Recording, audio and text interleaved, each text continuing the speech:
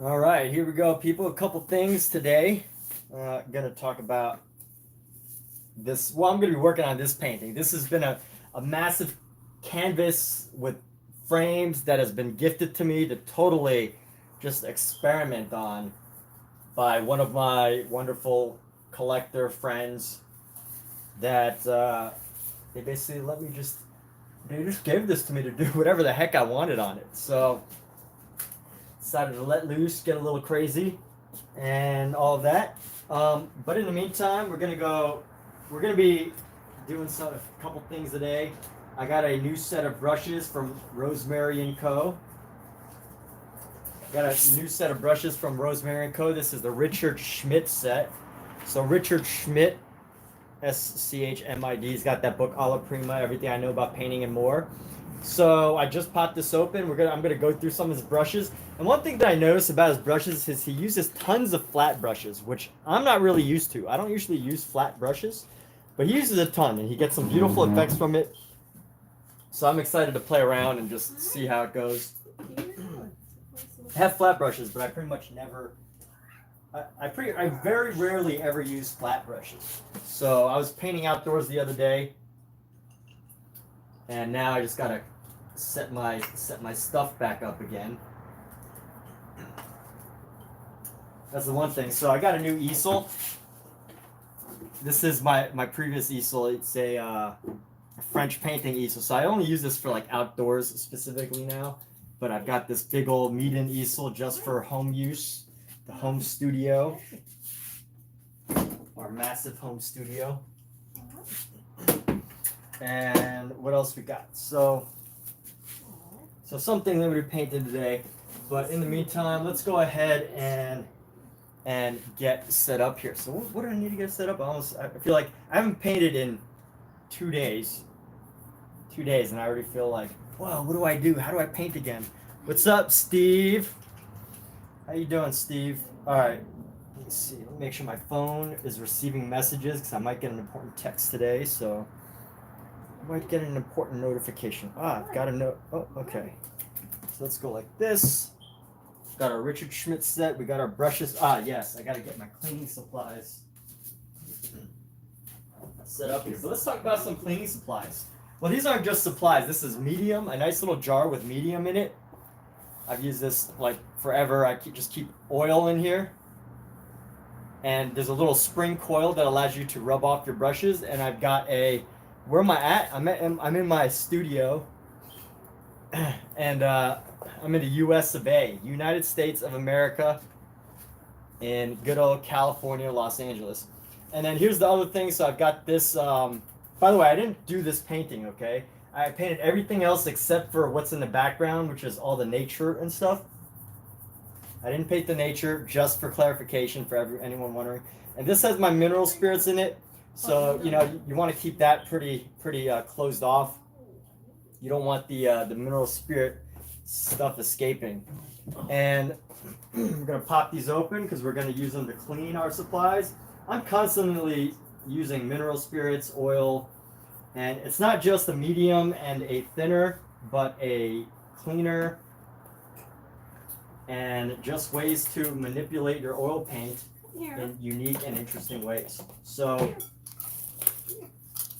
here we go. We're going to go ahead and pop open our supplies here.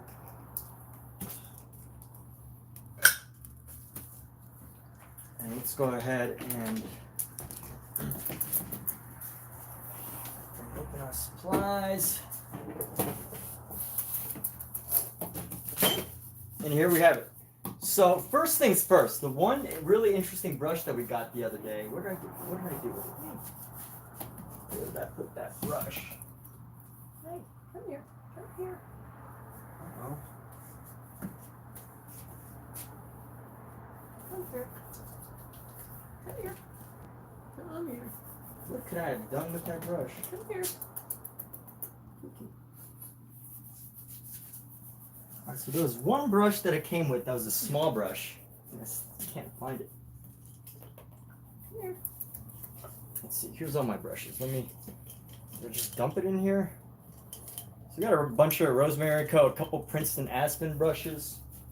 let's see, I just leave it or what would I have done?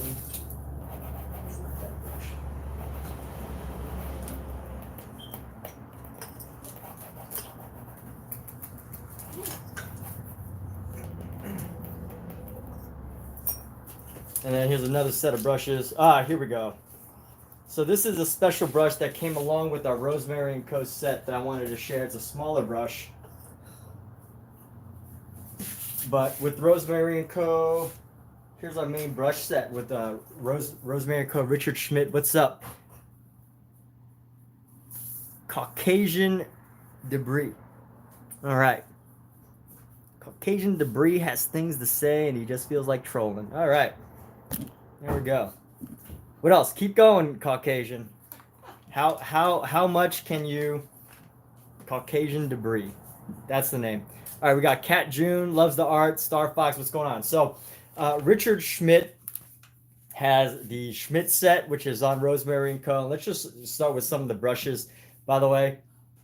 So this is probably the most interesting brush. It's a very fine small brush here.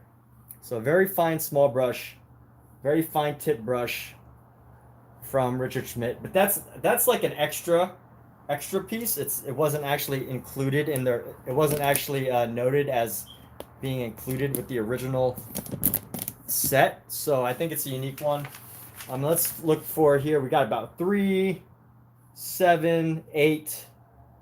8 plus 5, what's 8 plus 5? 13, 14, 15, 16, 17. I think there should be about 17 or 18. Let's 17.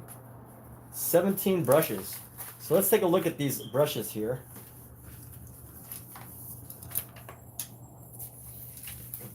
We're just going to go through them one by one. 17 brushes. There we go. So we've got our long flat. So I need one long flat 8. Oh, this is a 12.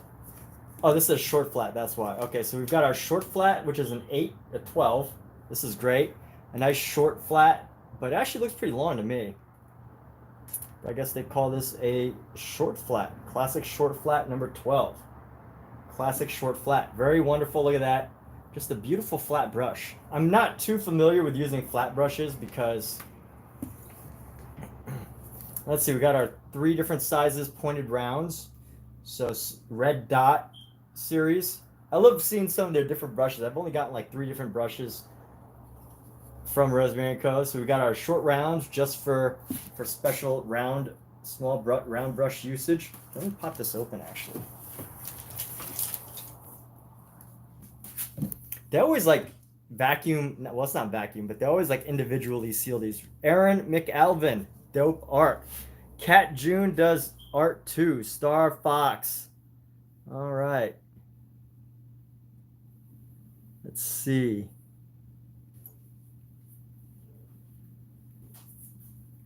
Let's go.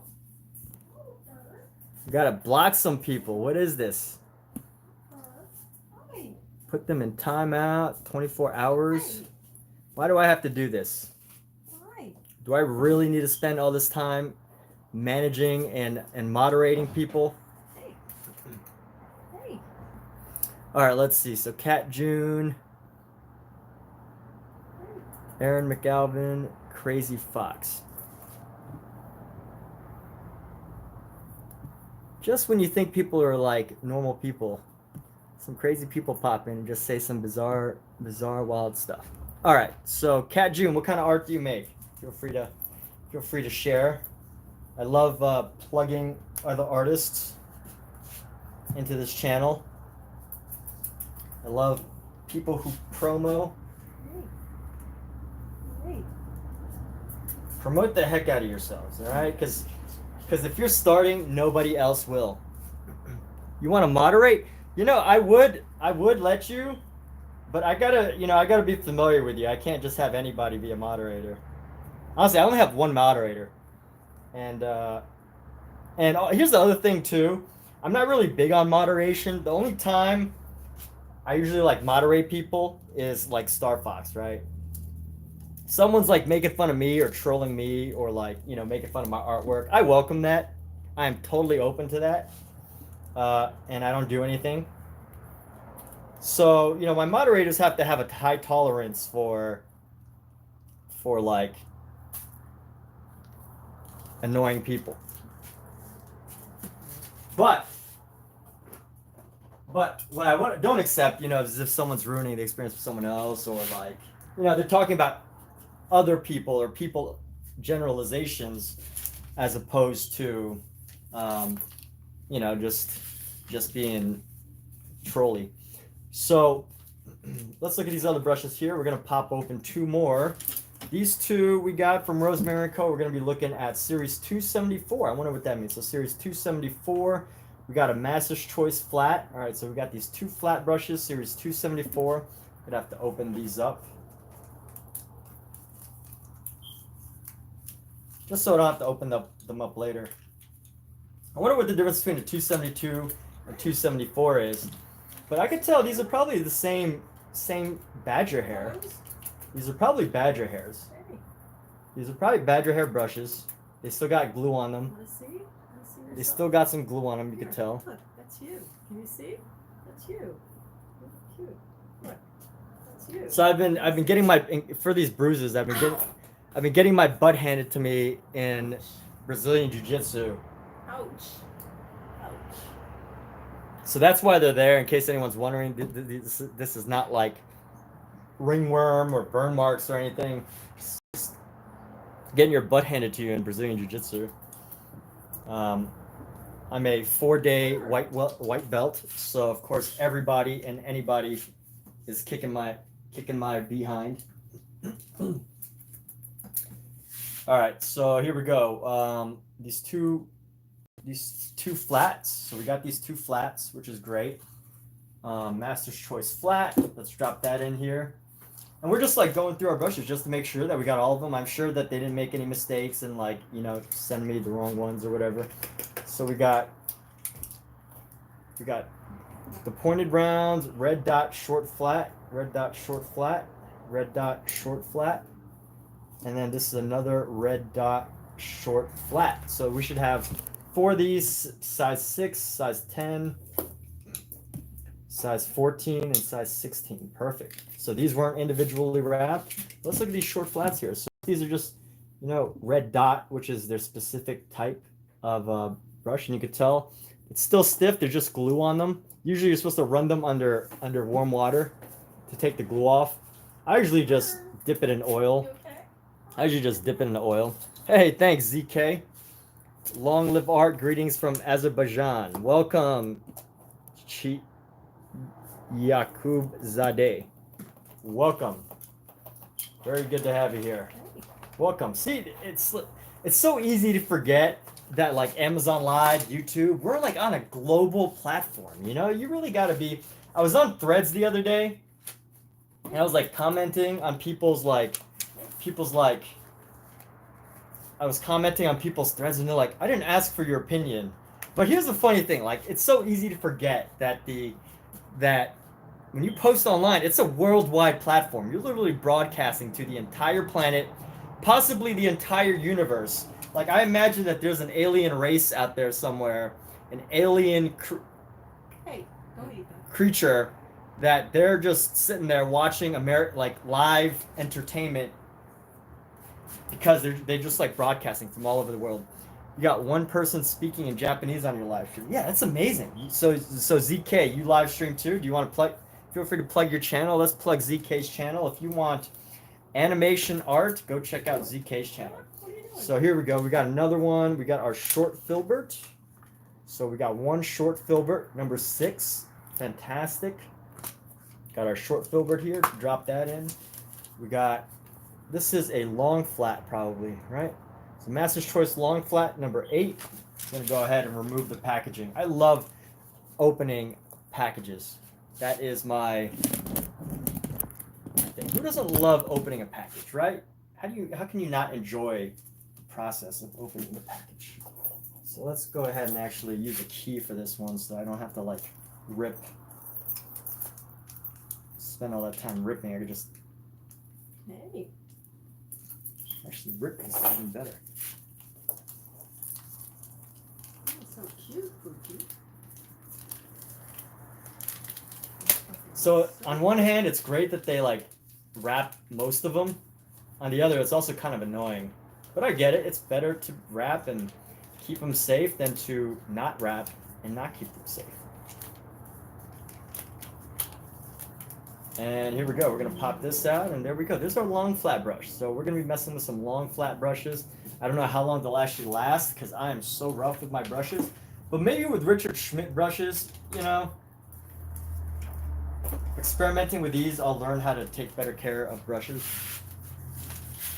So we're going to clean that, put that over to the side. Let's do our next set. So our next set is a series of long filbert, series 272. I love series 272 brushes. They're made of badger hair. So how many long filberts do we need? We need 1, 2, 3, 4, 5. So 5 long filberts, 2, 4, 6, 8, 10. Perfect. So these are all of them. 2, 4, 6, 8, 10. So there's 2 and 4 in here. 2, 4, 6, 8, 10. Perfect. Wow. 2, 4, 6, 8, 10. So Dave.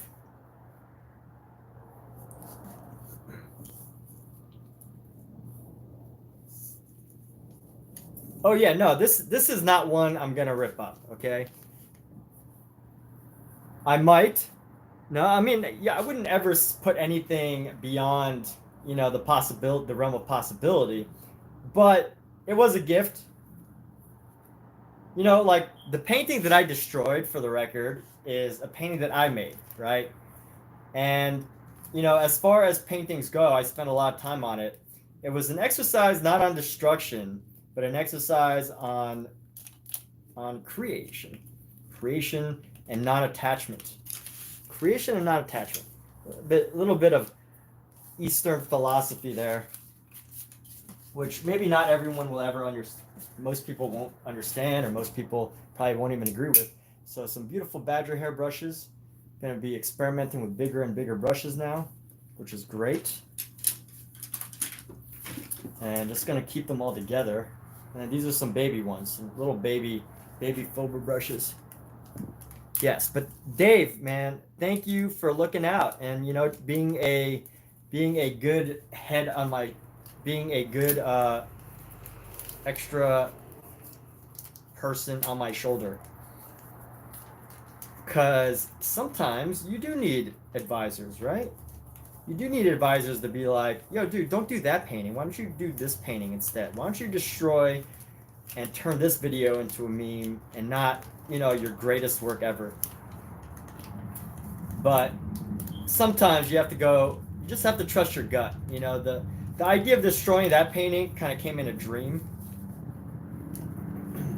It came in a dream.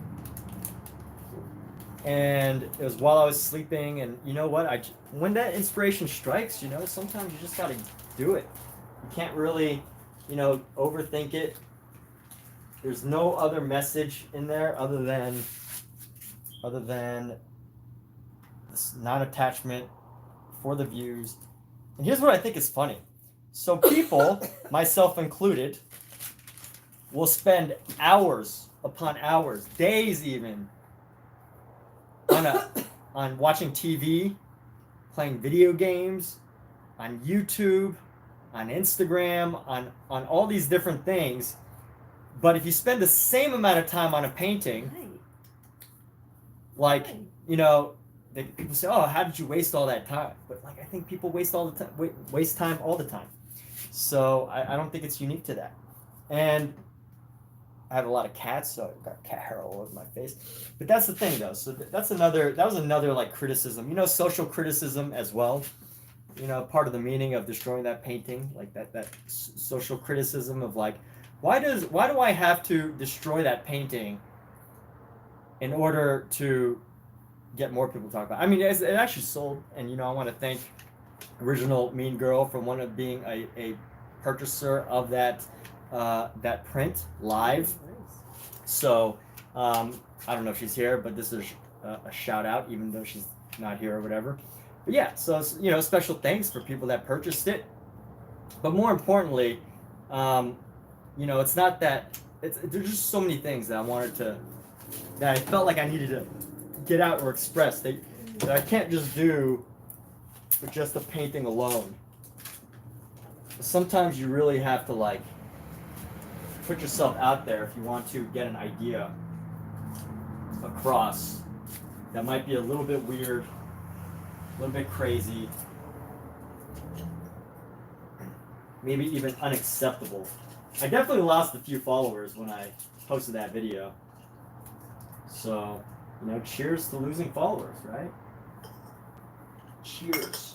Why would anybody do that? Why would anybody want to lose a follower? Hey. Nobody does. Wow. Okay, so what are we going to do? Actually, you know what? I want to start on her first. I want to add... Yeah, your claws can hurt. Did you know that? I want to add... Yeah.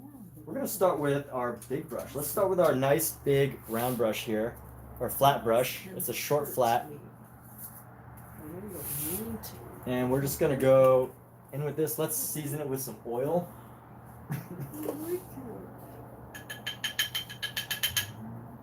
So by seasoning it,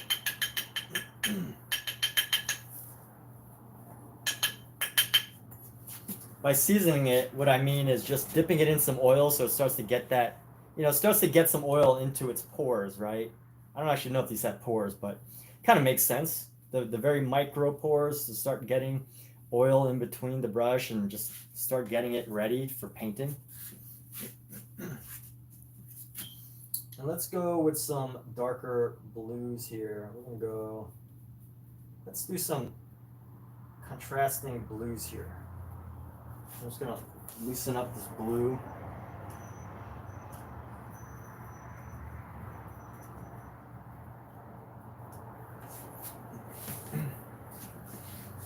And let's see here. I'm gonna pop down into here. Where can we add a nice shadow here? I'm trying to find a nice shadow area. So Why are you biting? I'm gonna go. Why do you want to bite me? Just gonna bite me? For no reason. Just gonna bite me. Get your tongue out. Yeah, cats with their tongues out.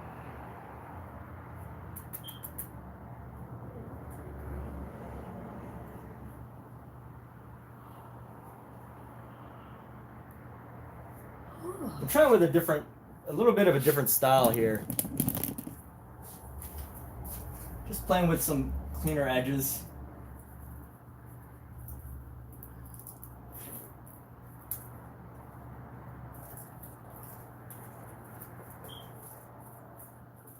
Adding in some, some blues to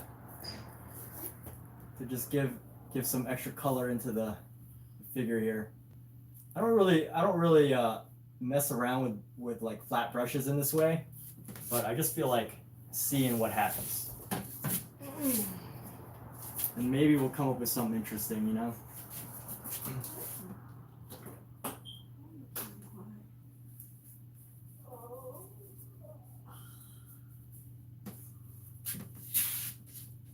So let's see, let's clean up this little section right here. This section of blue on her face. Hey, you have your tongue out. She has her tongue out. Yeah, she's so cute. So cute. What's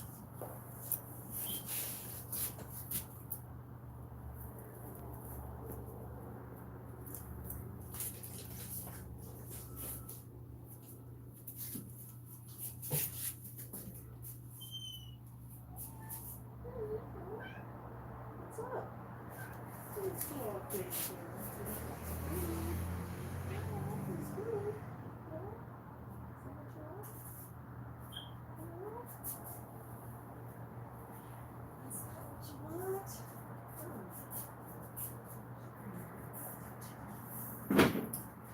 And totally just experimenting with just clean, fresh lines to make it look more painting-esque. Actually, I can move this one closer. I can move y'all a little bit closer. Kind of play with this blue. Give her some more color, some more dimension here. That's the idea, just some more dimension.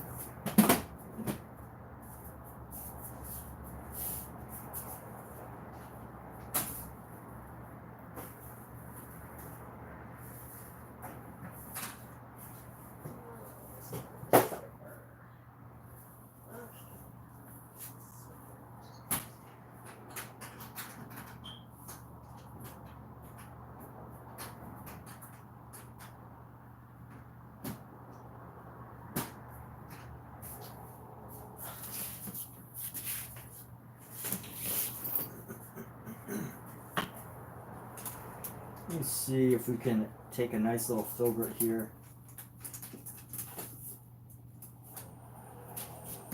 We're going to take our filbert and let's go. You know what? I'm so used to using certain brushes that it almost feels wrong to try something else. It feels weird trying something else, you know, doing something a little different.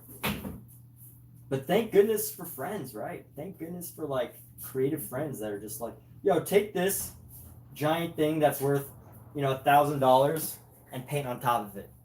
So I calculate 1,000. I don't know how much was actually paid for this canvas. It was a gift. I didn't ask. But there's some details on the back that say, you know, I'm guessing this canvas was probably originally purchased in like, you know, maybe the 70s. And it's got a price tag of about $499. I think I don't know if that was for just the painting or the actual frame itself. So, you know, it's not, you know, a multi-$1,000 frame, but I think it was purchased in the 70s, which means that, you know, fast forward to 2025, the price of everything's gone up. I'm sure this frame is probably worth at least $1,200. Now that I'm painting on it, we're looking at about $25,000 to $50,000 of value in this painting alone. And so, you know, just playing with that idea. Let me add some highlight around her cheek here. Let's go. You know what? We're gonna go gently with this blue here. Let's go into here. So we're gonna go.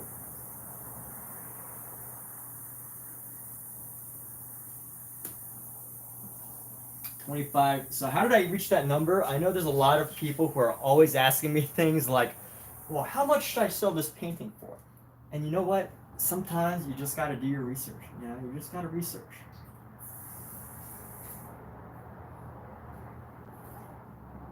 So just adding a little bit of highlight into her cheek here, giving some subtle highlights.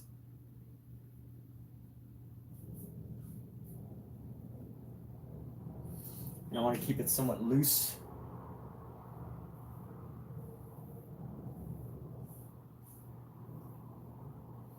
And then add some highlights along the top of the nose here. And let's get some highlight coming down.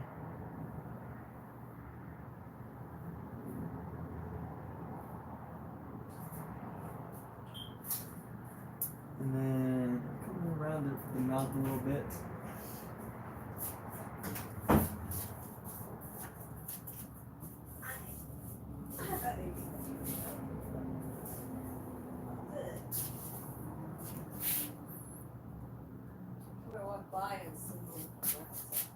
The what? He grabbed at you. All right, let's darken the shadow around her neck a little bit. We're gonna go, let's crisscross some blue.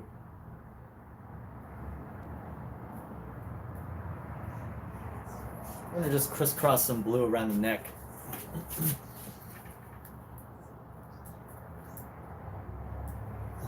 Let's just crisscross some blue here.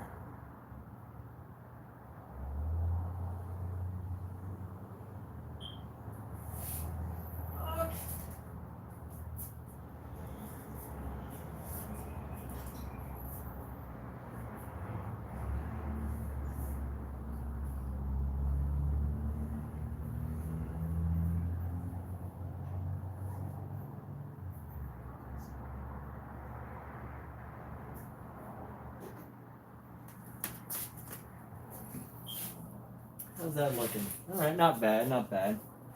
I probably could have kept the brown, but you know, no experimentation, you'll never change your work. You know, your work will never change. Simply put, if you keep it always the same, then you'll never pick up anything new, right?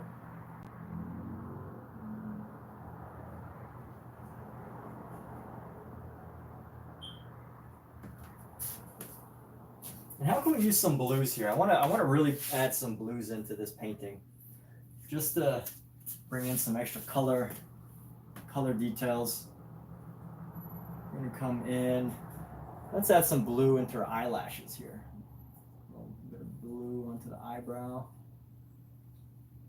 Some more blue on the eyebrow here.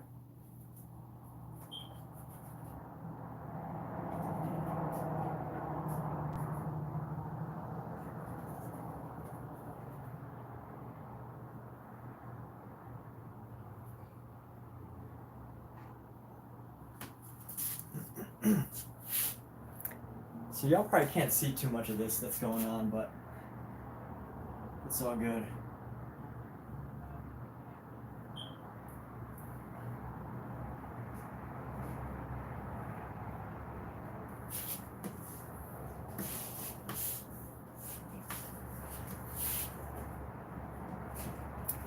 So the blue on the face really isn't popping up too much.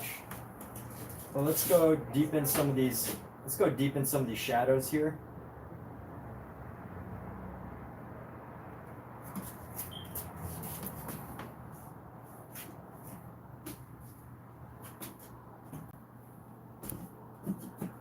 Just around this space.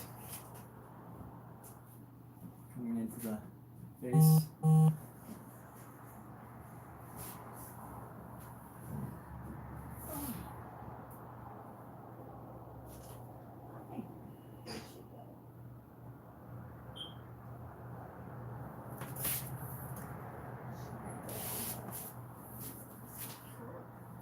Let's see if we can add some maybe purple. Let's go with some purple. Let's try to find some purples here. Try to find some purples to bring into her face. Little bits of purple here. Let's see. Some purple shadows. Let's go into the eyes with this.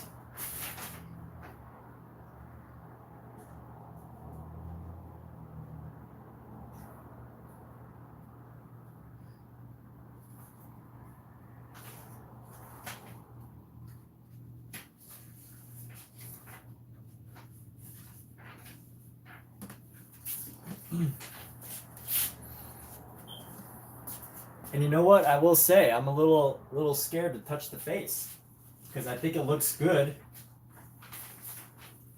but I really want to bring in some more color expression into this. But then the question is, how much am I really adding versus, playing versus taking away, right? Am I playing too much? Is there a point when the play becomes, too much and you're just, becoming destructive, or are you actually coming up with something different, something unique? So that's my dilemma right now. To have the opportunity to create something actually different versus, just doing the same old, just being too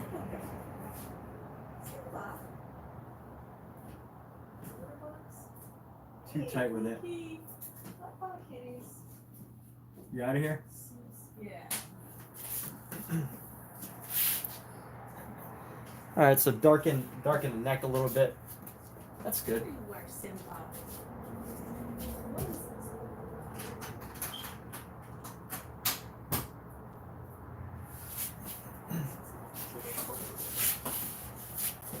All right, bye. All right, later, babe. Have a good face. All right, see ya. See you.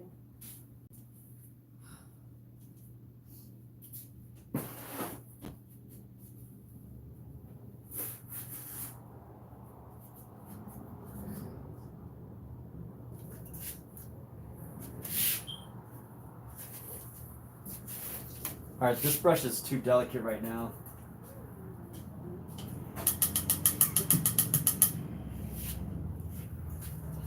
I think it's really interesting when you look at when I look at paintings now, I can almost feel, I can almost get a feel for what an artist's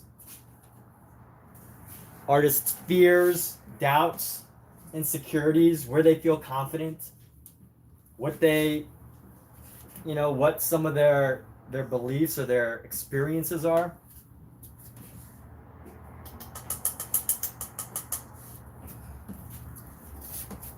Because it's like when I paint, I really have an idea of like what I'm scared of right now. Like right now I'm using this really delicate brush. And what I'm scared of is just going bold on his face. Now I've already reached the point, and I'm really thinking like, okay, do I actually have to go do extra? Do I really have to get too extra with this face, or can I just like leave it as it is and leave it as it is?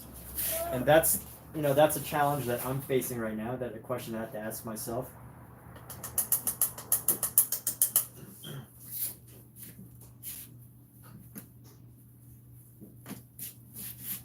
Because the structure of the colors and everything right now are pretty good. Could do better.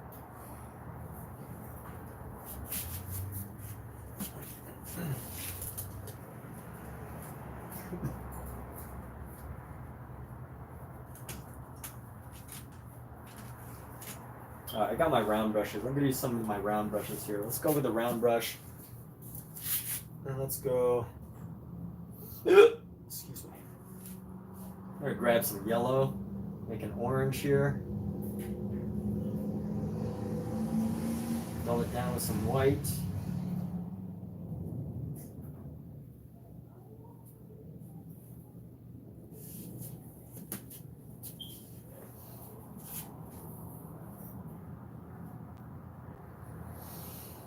And we're going to bring in some more of these, just subtly bring in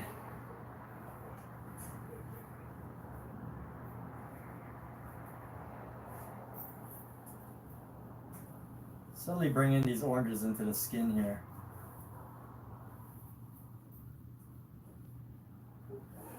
I think it's not so subtle. I don't know what happens when I bring this color in, just to see how can I experiment with some more of this.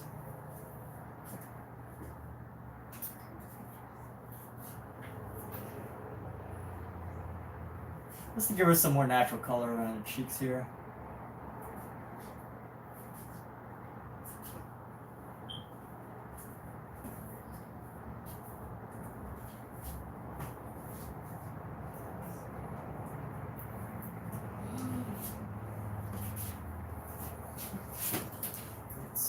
Let's come across the hand here. This painting's due tomorrow, so whatever we do today, it's going to be left on it. Let's blend in some reds. Let's play with some reds here. Get some reds into these lips. Let's see. Get a nice red here.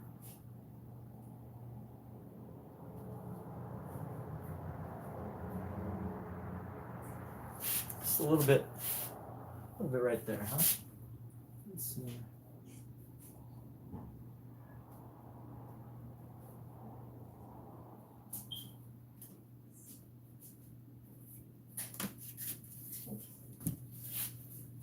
I think I should have just kept it at that natural. Let's see. Let's keep that natural warm color. Let's try to reduce that red. I like the more natural color. It's a little bit too much now. Playing too much.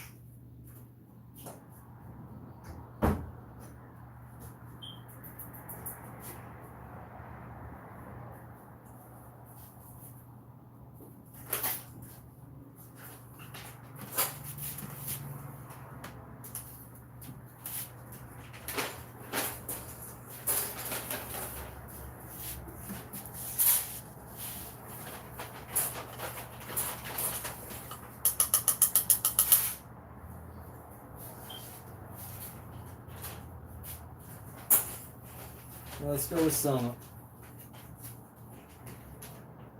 different colors.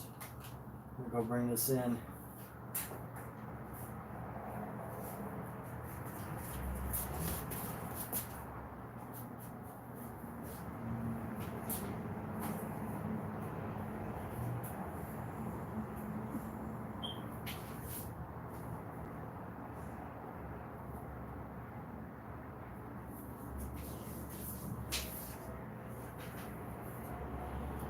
I just really want to push these colors out.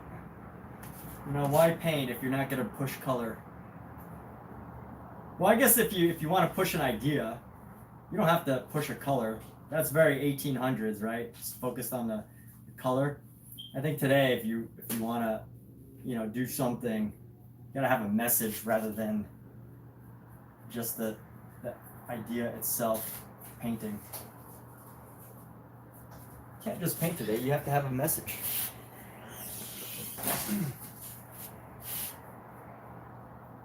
So I want to neutralize the red a little bit. Let's go like in here. Here we go.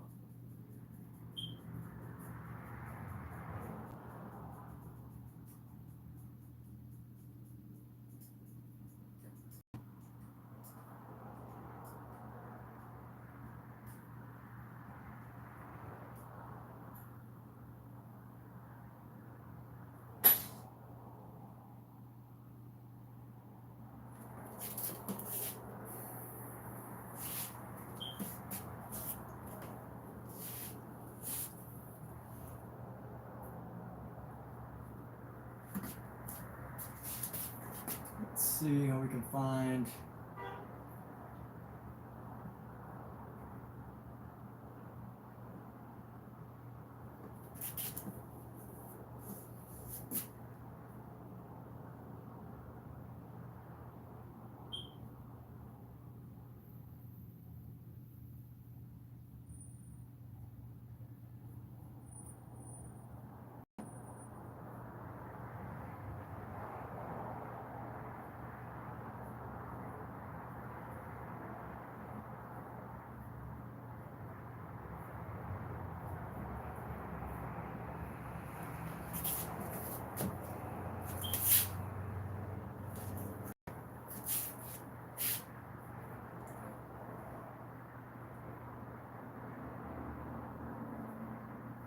I want to reduce the highlighted colors just a little bit more.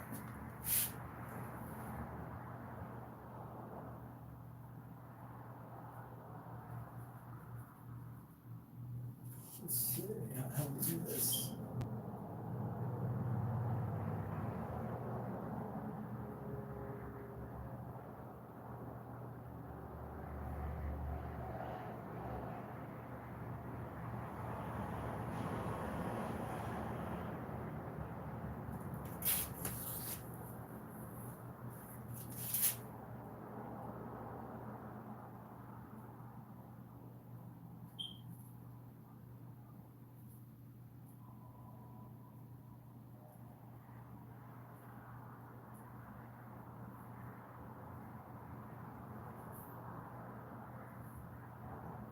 By the way, if you haven't tried to pick up painting before, I highly recommend it. Highly recommend it. The paint is to live. You know, to really live out your ideas. I mean, you can say that about any art, right? So I'm just specifically saying that about painting. I mean, you could use that phrase for pretty much anything. To make movies is to live. To make money is to live. To play basketball is to live. So you get the idea. And I really want to bring in a variety of color into this. That's the idea of what I'm working on right now. So let's actually add in some highlights here.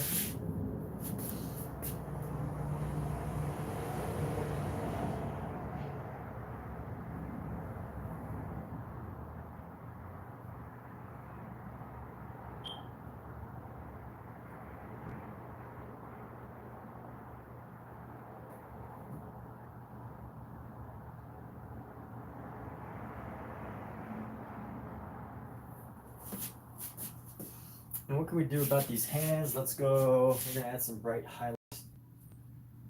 Let's add some nice blue, bright blue highlights.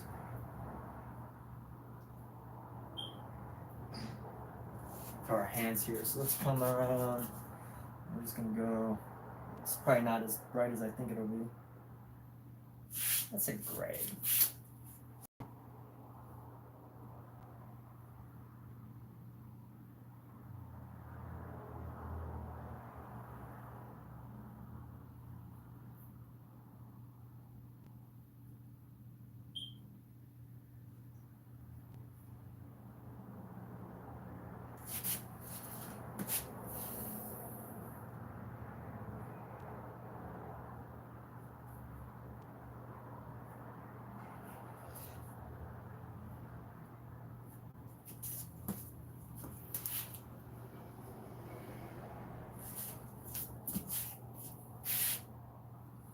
Clean this brush off.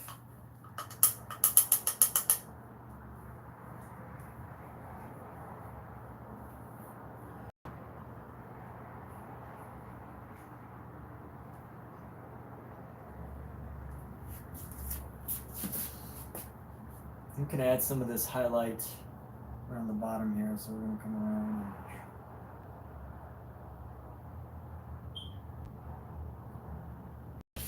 and come around the top here.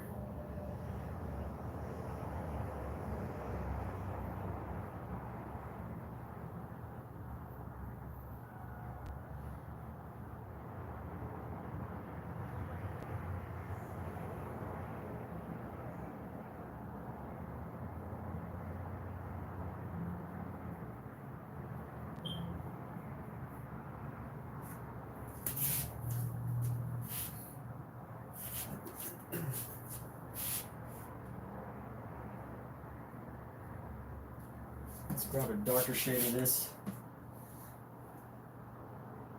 I really love these experimental pieces because you can really go all out and just you know, see how it goes.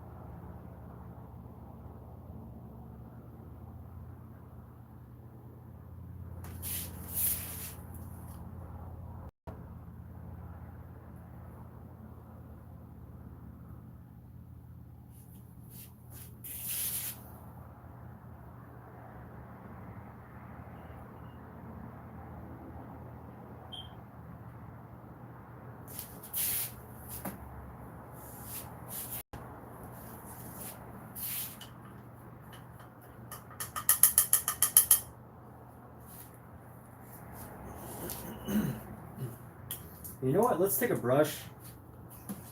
Since these are clouds here, I want to create like a contrasting warm. I want to create like a nice contrasting warm color around the outside here. Nice expressive contrasting colors here. So let's go like around and just create some outline here.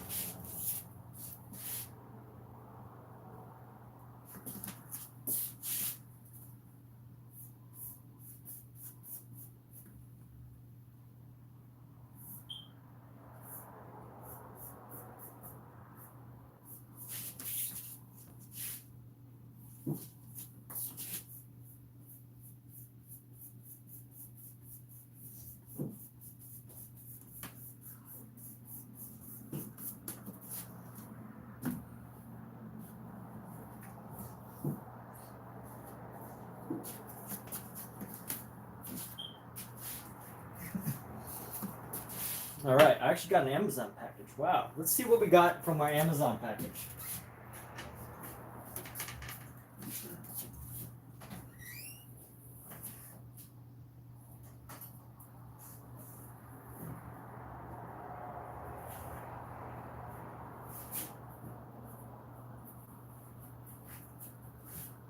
Oh.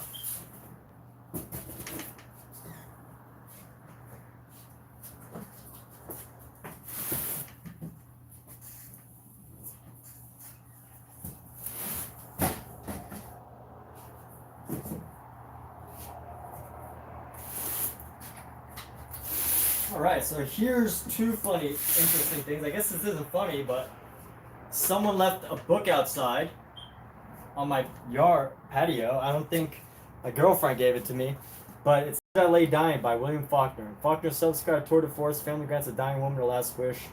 Buried in her hometown. Storm. True opinions around the matriarch. Alright, cool. Okay, interesting. Someone left this book. I don't know what it's about. And then let's see. So we got this Amazon package here. Let's go ahead and pop open our Amazon package and see what we got. So let's see. I actually don't remember what we ordered. I don't remember what we ordered here.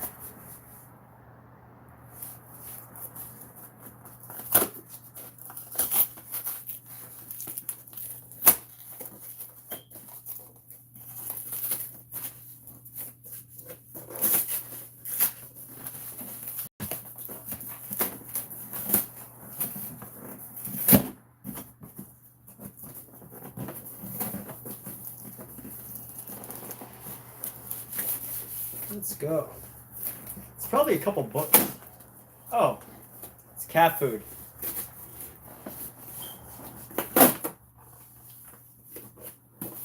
All right, nothing art related, just cat food. Oh wait, no, there's a book in here. So they gave us a book and some cat food.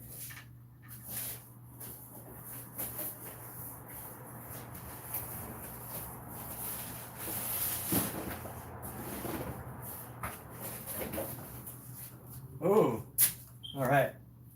So this is a book recommended to me by a creative friend, Omizu Paints, who talks about sacred geometry.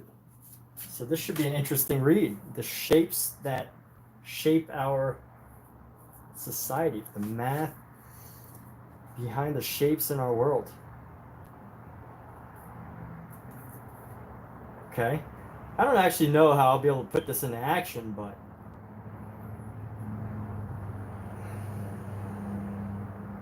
good enough for me to figure this out.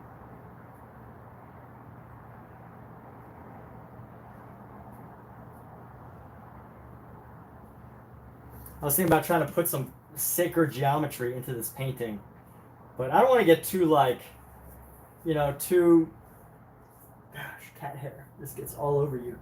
I don't want to get too mystical with this painting, or sacred with this painting. It's supposed to be pretty loose. So let's go, we're going to grab this brush again, and let's go, we're going to take one of my favorite brushes.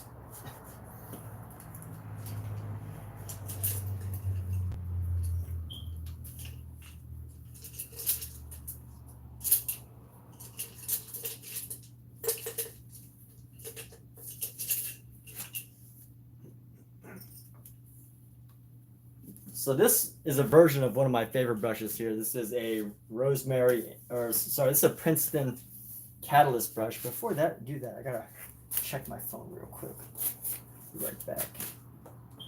Let's check my phone. How dare somebody use their phone while they're recording on a live stream? Let's go.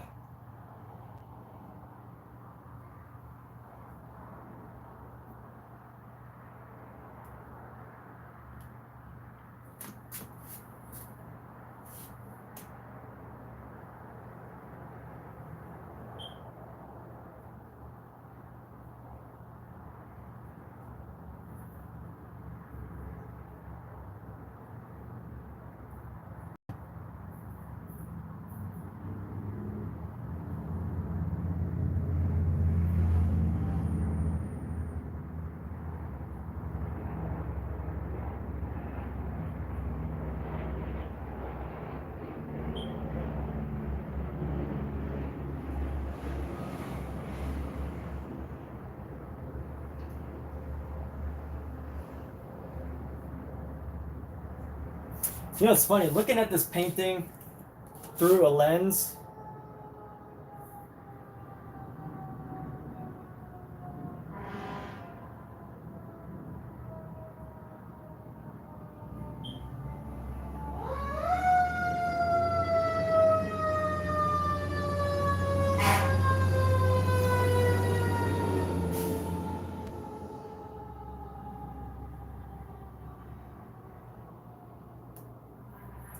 Looking at this painting through a lens, the eyes look really, really off. But, should I really fix that? Doesn't look that bad from this angle, though.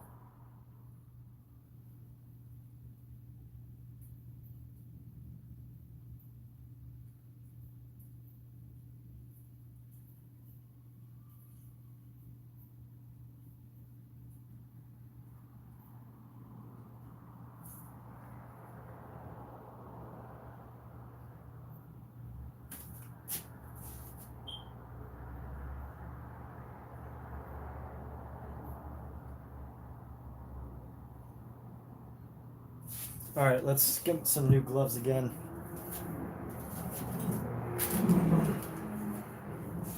I think this is one of those situations where if like you look at something and then it's like, you know, it looks one way, when you look at your face in reflection, it looks totally different.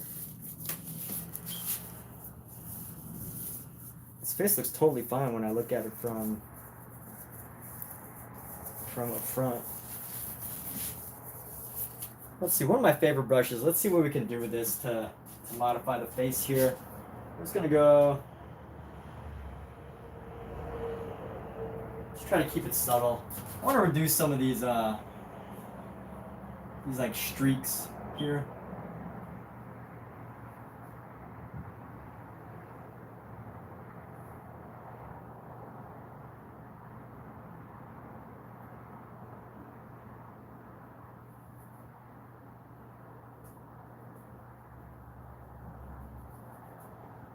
Make it look less streaky.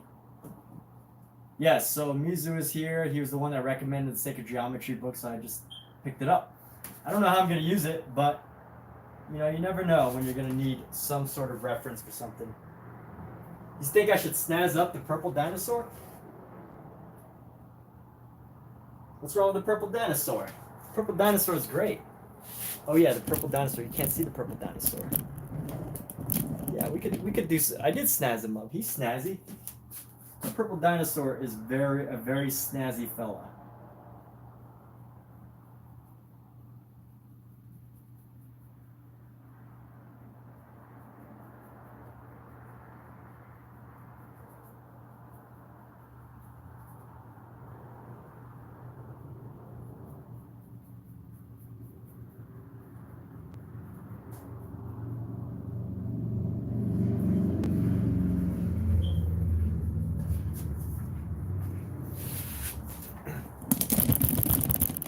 Omizu said something, but for whatever reason, Omizu's message is not showing up in this live stream. That is so weird. Oh wait, no. Where's Omizu's message? What the heck?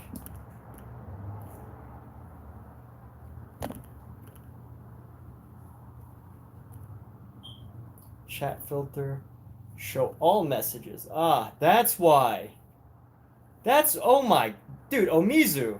Do you realize that your messages have not been showing up because you haven't been a top message? What's up, dude? Wow. So my annoying settings are not sure. How much would I sell this painting for if it weren't already gifting? If it wasn't gifted to me? I don't know. That I can't say. If I can apply this spin to anything, doesn't it kind of weaken the power of inspiring? Like. Oh, dude, Omizu. Yeah, I'm just realizing that Omizu is here, but I haven't been. Yeah, I was totally censoring Omizu. I was censoring you, Omizu. Omizu is a voice that must not be heard on my live stream. He is too provocative, and he steals all my viewers. Omizu's channel, the greatest painting channel on the entire planet, always gets all of my viewers. I want to add these hints of orange and yellow.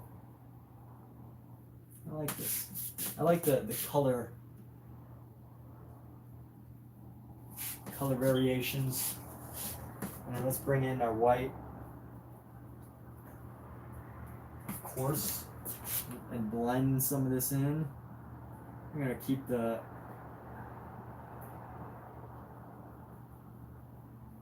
Omizu Paints is the channel that must not be spoken of in this live stream. Anyone who speaks it lose their followers.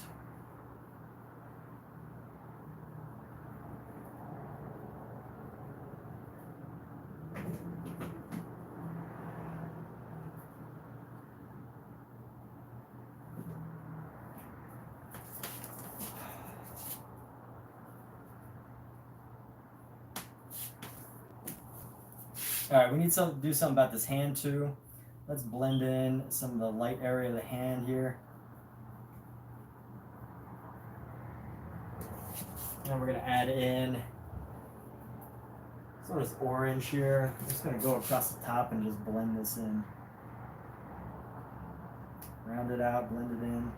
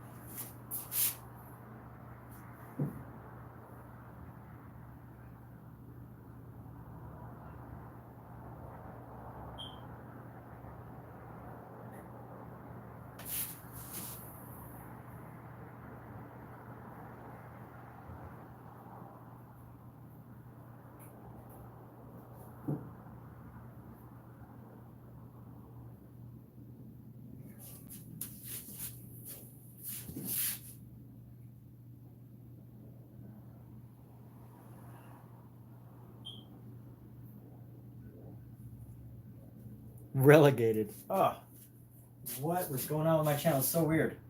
So I just have to note to self, remember to, you know, reopen all my chats. Maybe that's why people don't like my stream, is because I don't interact with them, because my chats have been automated to censor people. That's horrible. That's horrible, YouTube, that your default setting is to censor people on the channel that are not saying anything inappropriate. Now, obviously, like earlier, someone said something horrible, but they were allowed to get through the filters, but not Umizu. Isn't that ridiculous? We must stand against such tyranny.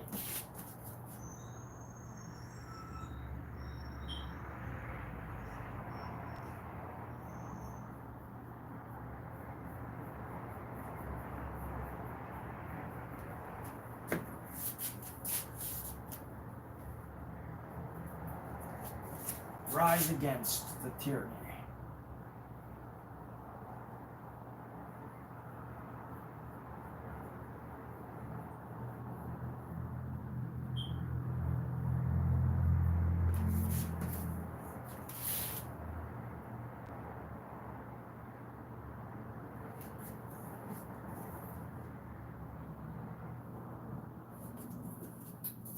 And here, you know what? I think the face is back to a good spot. You know, it's in a good place. Our face is in a good place here. Let's go a little bit. Grab a dab of red.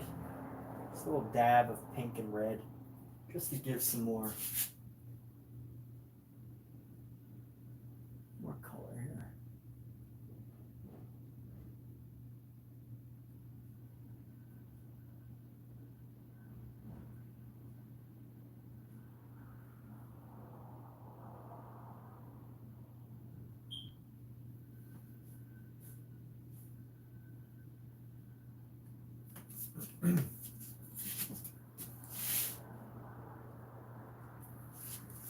Let's see, where can we bring in some color onto the tips of the hands here?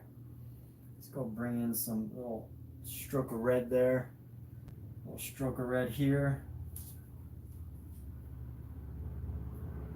A little highlight of red in the wrist there.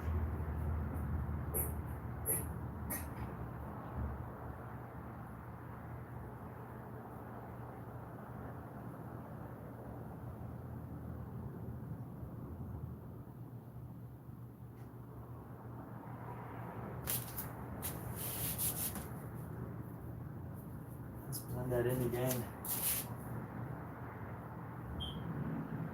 You know, the more and more I paint, the more and more I just don't know if I got it in me to do like. Am I doubting myself, or is it just not my style? You know, I think at some point I have to maybe realize, like, you know, maybe I'm not meant to do super colorful, expressive portraits. You know, maybe I'm just not meant to. That is not how I paint, and that's okay too, right? When I say super colorful and expressive, I mean like, you know, seeing things differently than they are. And I guess I could if I really wanted to. Actually, I would say fairly. This is fairly different. It's a bit different. Don't doubt yourself, people. I am experimenting with some ideas and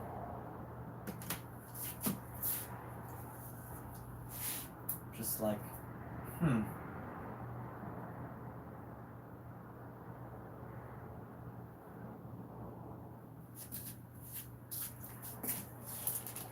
Put back in the bin after I tell you that the hand still looks like Nosferatu's claw reaching around. Nosferatu's claw. It does, doesn't it? It's fine. I mean, it kind of is like Nosferatu's claw reaching around. I mean, that's just how the hand is. It's with the nails, you know?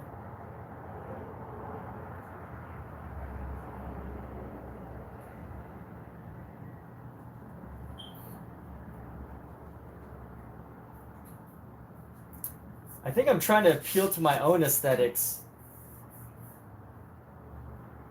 but by enjoying and appreciating others' aesthetics.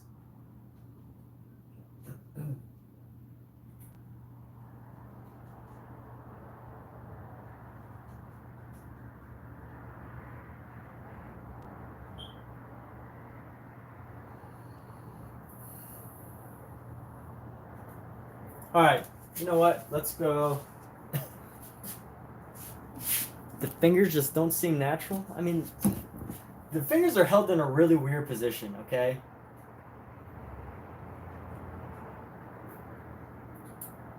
Also, I think the fingers are just held in a weird position. What can I say? This is what I'm seeing. It's not exactly what I'm seeing, but it's kind of what I'm seeing.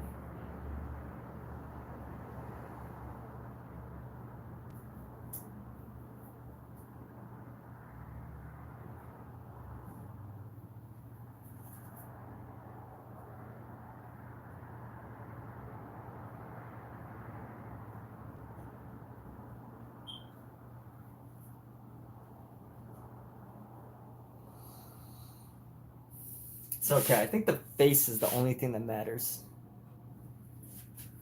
And you know, the as far as the rule of thirds goes, you know, the hand isn't anywhere that would be like a focus.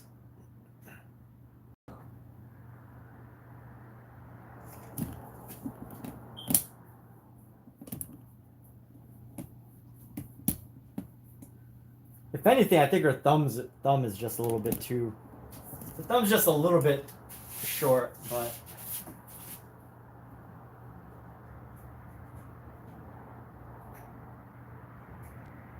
Oh, you know what it is? No, this goes right over there.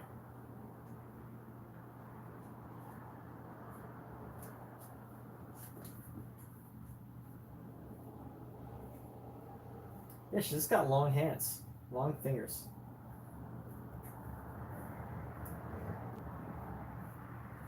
All right, let's go mess around on a different part of this painting. We're gonna go add a flower. We're gonna take the focus off the hands for now. Paint our twerkers.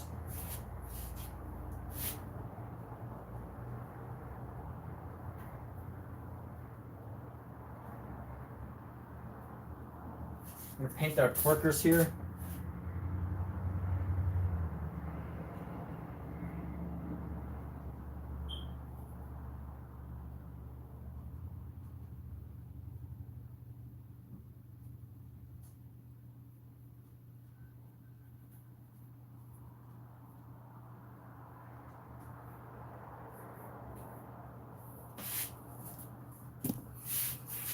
Add some color onto the twerkers.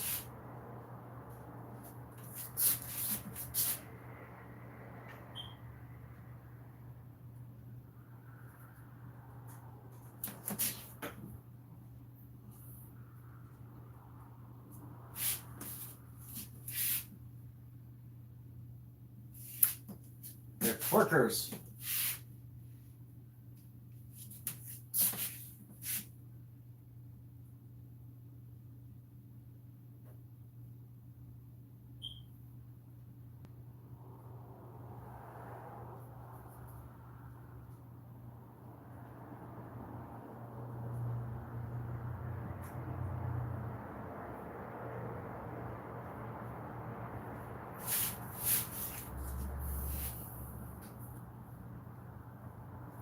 Well, it's always a twerking party, Omizu.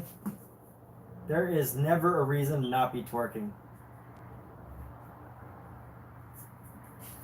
People should always be twerking. Always be twerking. ABT. So right now I'm using this is one of my favorite brushes. Why do they not have their name on it? Princeton, what are you doing? You got to put your logo on your dang brush. How can you sell a brush without putting your logo on it? It's like business marketing 101. But this is a Princeton brush. It is a Princeton catalyst brush. You could tell because it has the black tip, the black ferrule, and it comes with a black tip, and it's synthetic fiber, so it's great because you can be really rough with it.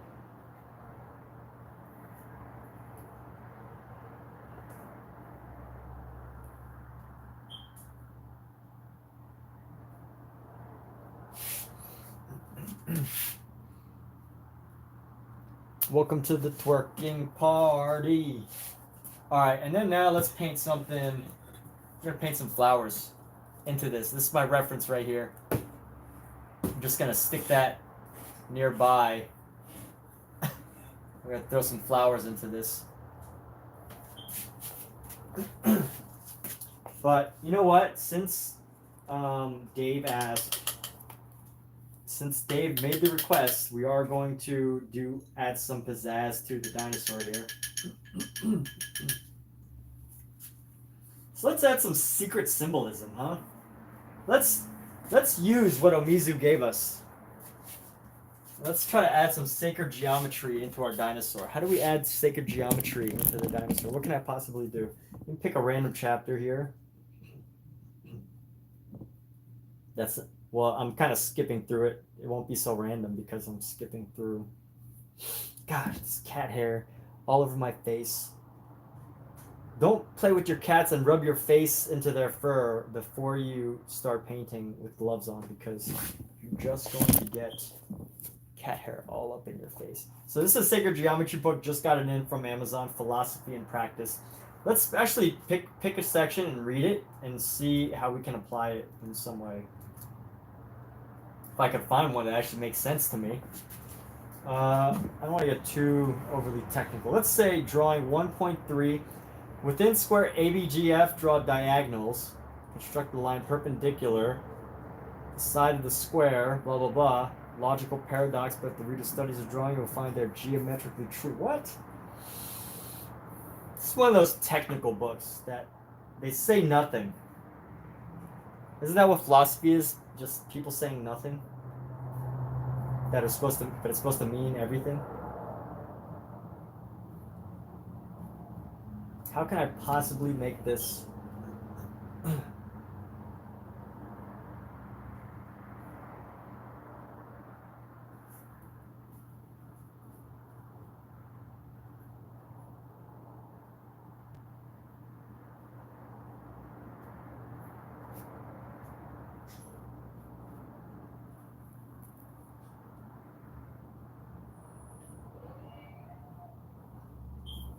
Oh, you know what we could do? We can add a nose here.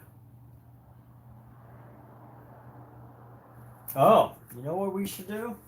All right, instead of trying to get all philosophical and sacred and mystical and all that, let's just mess around with this dinosaur. Let's just, give it an eye somewhere. give it an eye right here. What does a dinosaur eye look from the front? Just give it another eye right here.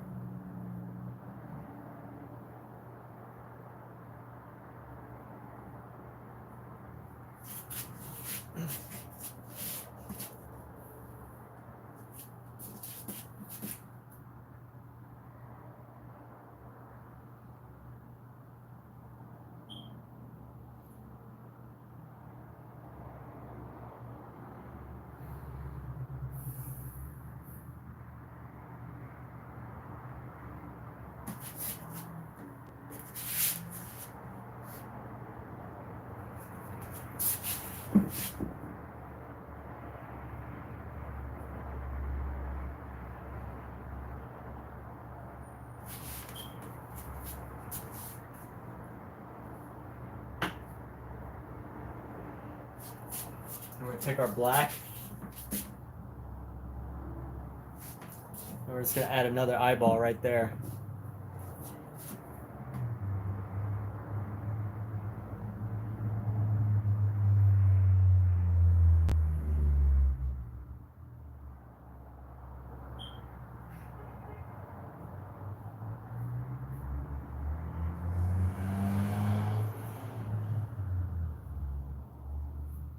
Kind of decorator, right?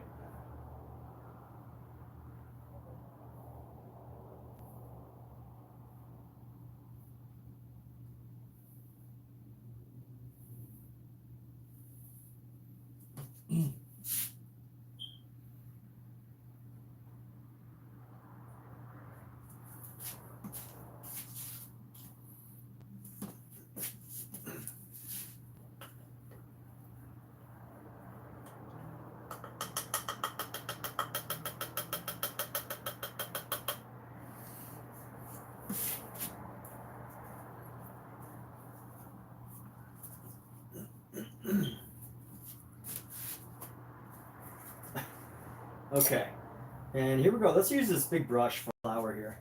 So we've got this big brush, really nice, big, flat brush. So let's go ahead and start building a color. We're gonna lay a foundation down of like a red. I'm gonna lay this nice burnt sienna foundation down. Really nice and thin.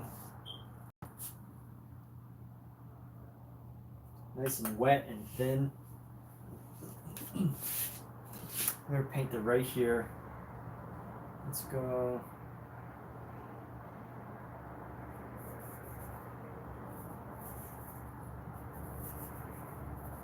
Some of the basic shapes down.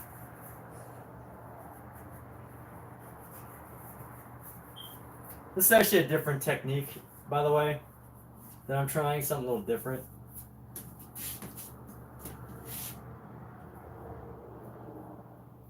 I've been reading a lot of Richard Schmid books.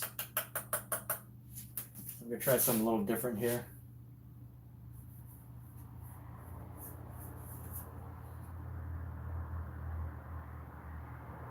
I don't think I'll ever paint like Richard Schmid, mainly because, you know, he was definitely, you know, one of the great masters of the past, like, 50 years. I don't actually know when he died, but let's just say the past 50 years. And I think Richard Schmid is one of those people that really spent a lot of time thinking about every single brush stroke he put down. I've seen some of his videos, and he'll take like minutes between laying down a brush stroke. And that's just not me. That is just not me. So let's go like this. We're gonna go add in our white here.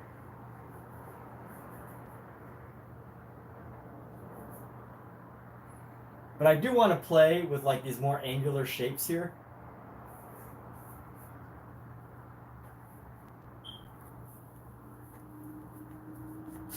Playing with some angular shapes.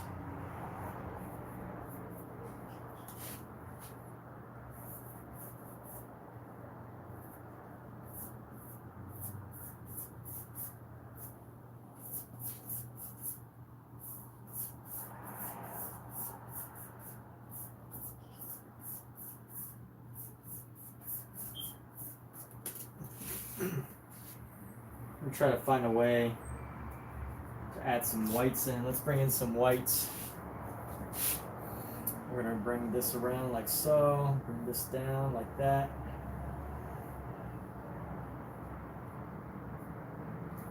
Let's see where we can bring in some more white. So we're gonna bring in white right around here.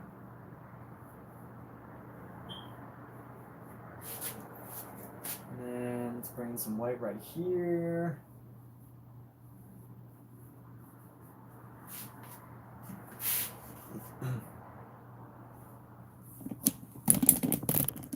A McDonald's shake, dude, that's a really good idea. Oh, Mizu, can you stop being a genius, dude? Please, you're making me look bad.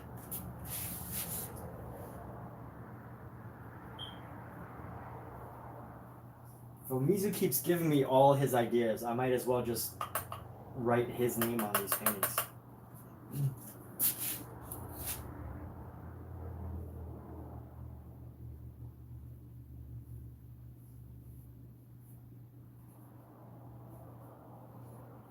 Like, oh, Mizu, stop being a genius, dude. I know that might be difficult for you, but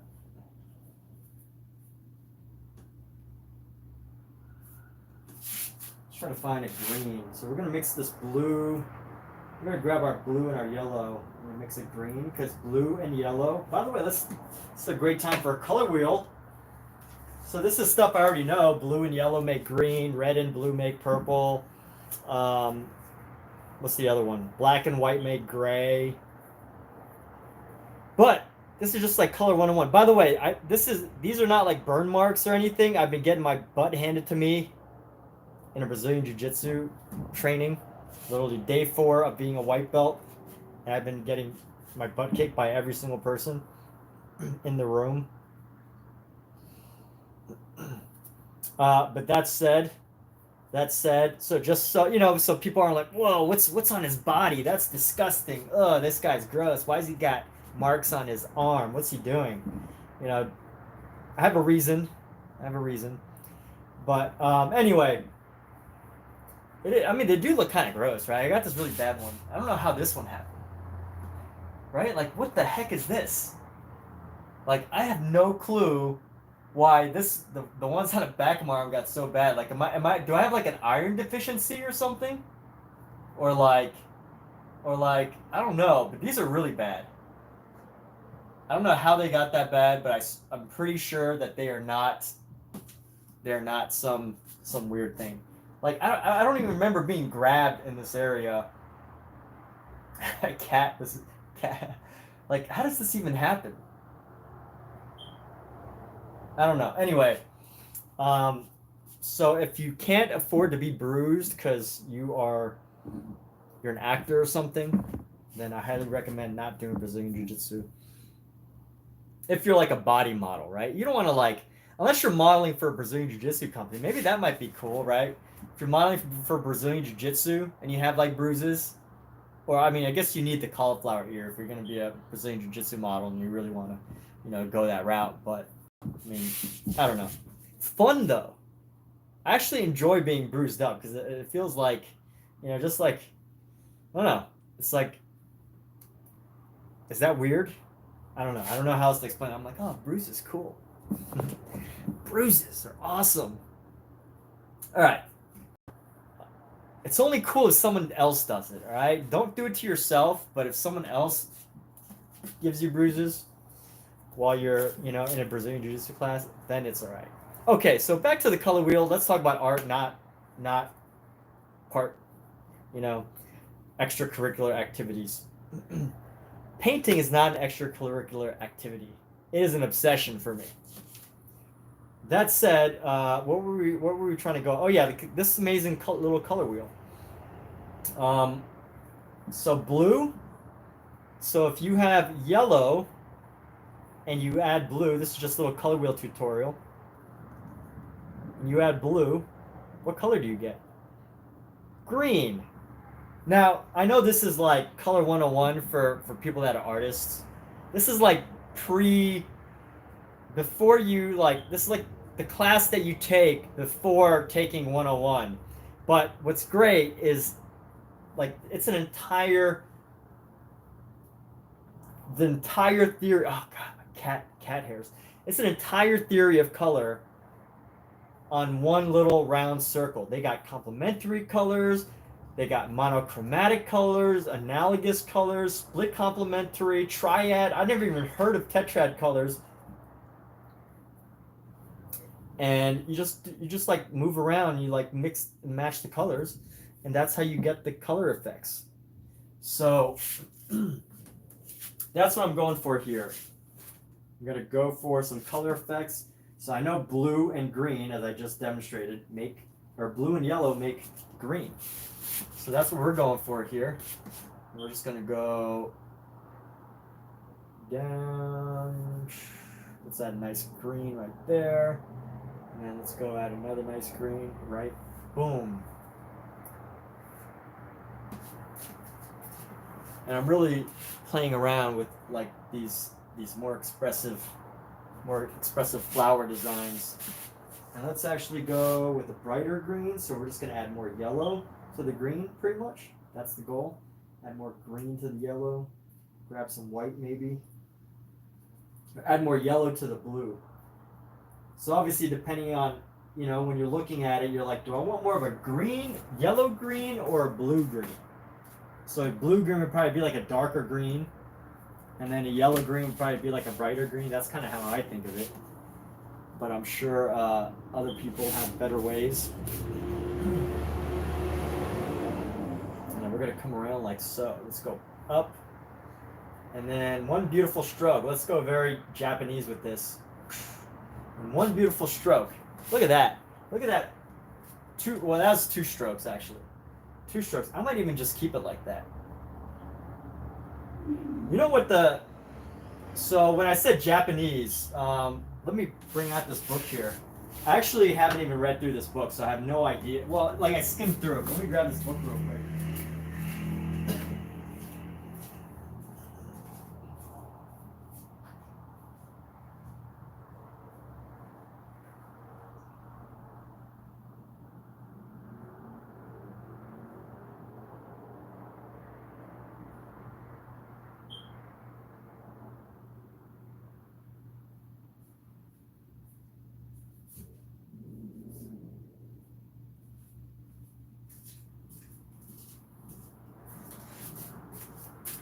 So this isn't actually the book I was looking for, but it's Japanese ink painting.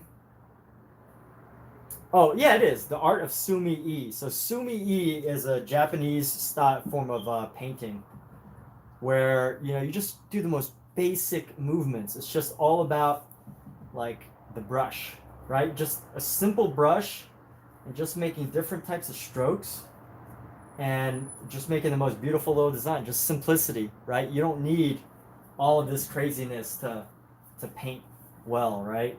Just the most beautiful, simplistic designs with just a single color. Like I think this is just black ink, black to gray, whitened, whatever. And you can just paint so much with it. And it is a fine art, a fine craft to be able to do Japanese sumi. Like, just think about having to paint all this with just a single color, black ink, right? Let's get a little closer look. You got these are actually colored inks, but it's amazing what they can accomplish with just a little bit. So that's the inspiration for some of this. I think this is a beautiful little leaf right here. I know this is gonna sound wrong, but sometimes it's good to admire your own work, okay? It sounds wrong because you're not supposed to enjoy your own paintings. You're supposed to criticize yourself and let somebody make fun of it. Totally kidding. Don't seek criticism if you can, but seek criticism where it's warranted, when it's necessary. Let's see what happens if I make this paint really wet. So I'm going to take a lot of mineral spirit. I'm just going to grab into our yellows and our blue. Grab our mineral spirit here. I like make this area just really, really juicy.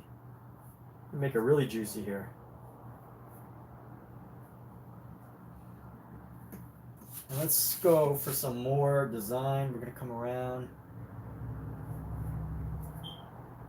We're gonna come around here. So there's actually two white bulbs here.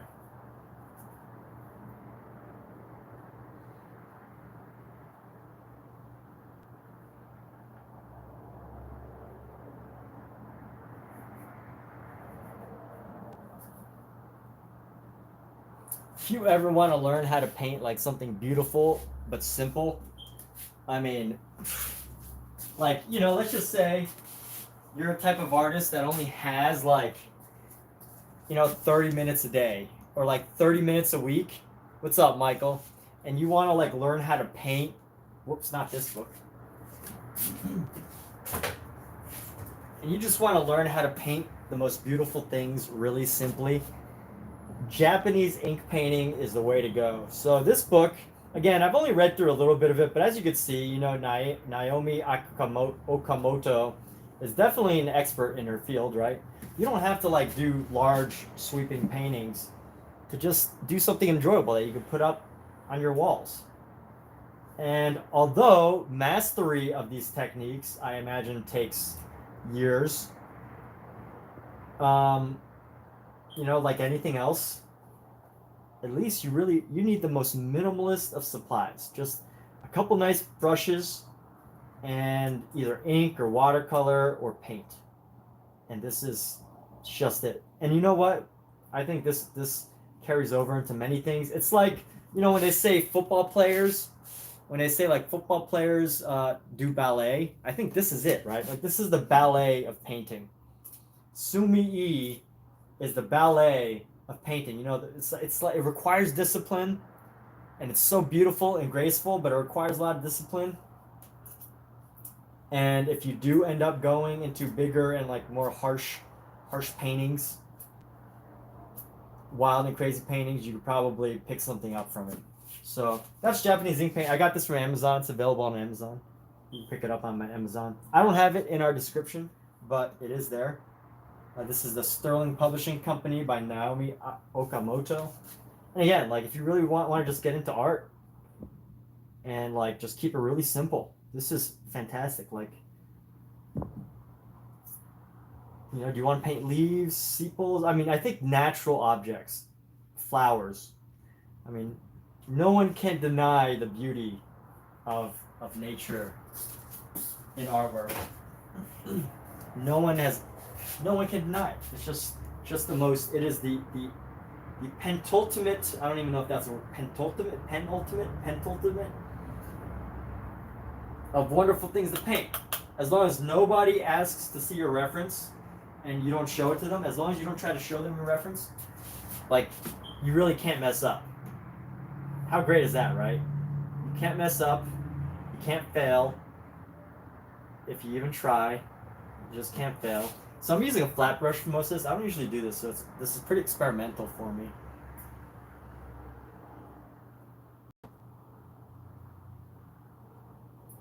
So we're going to come around here and just through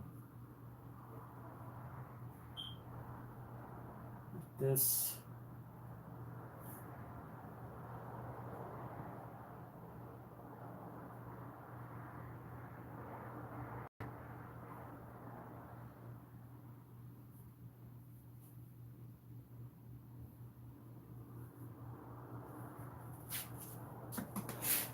So these are flowers. They're not really turning out as like bright as I really wanted.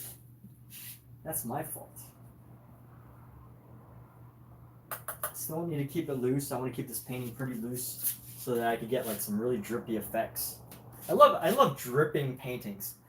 I love going to like a gallery and just seeing a paint that's like huge and it's just got this beautiful dripping effect on it.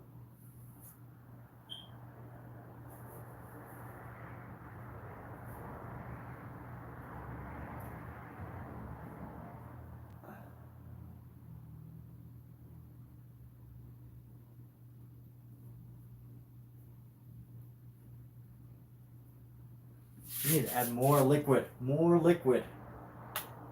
What am I doing? Why is there no drip? How much more liquid do I have to put here? There we go. There's a drip. Drip. Drip.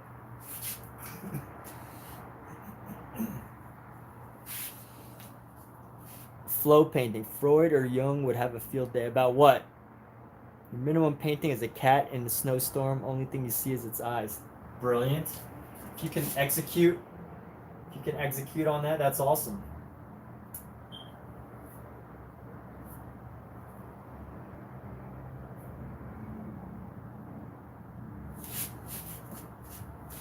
You know what? I see what the issue is. So this is red, and if I paint green on red, it's basically just going to negate itself, which that's the problem I'm having right now.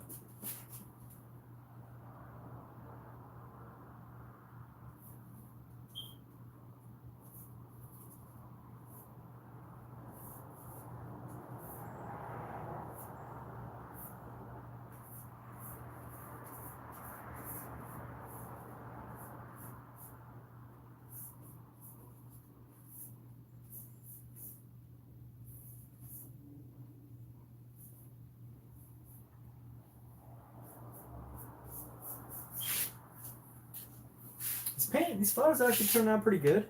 Let's bring in some shadows. Let's bring in some black. Or some, let's bring in some of this dark brown here. I'm gonna brown this out. Grab a little bit of black.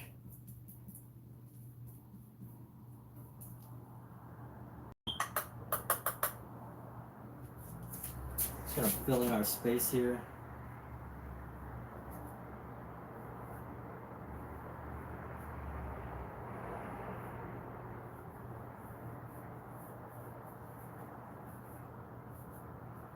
There's so much going on in this painting.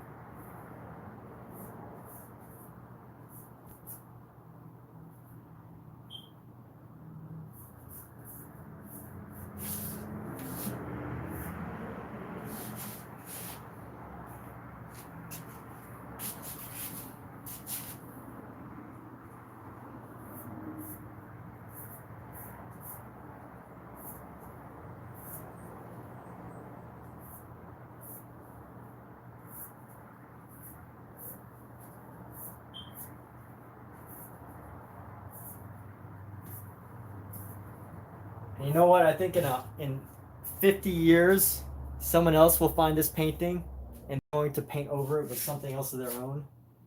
Let's make this a painting that people just paint over for centuries. Wouldn't that be great? Wouldn't that be awesome if people just took your painting and painted it over for centuries and centuries? So I think one of her kids is an artist, so maybe he'll be the one to do the paint over in the future.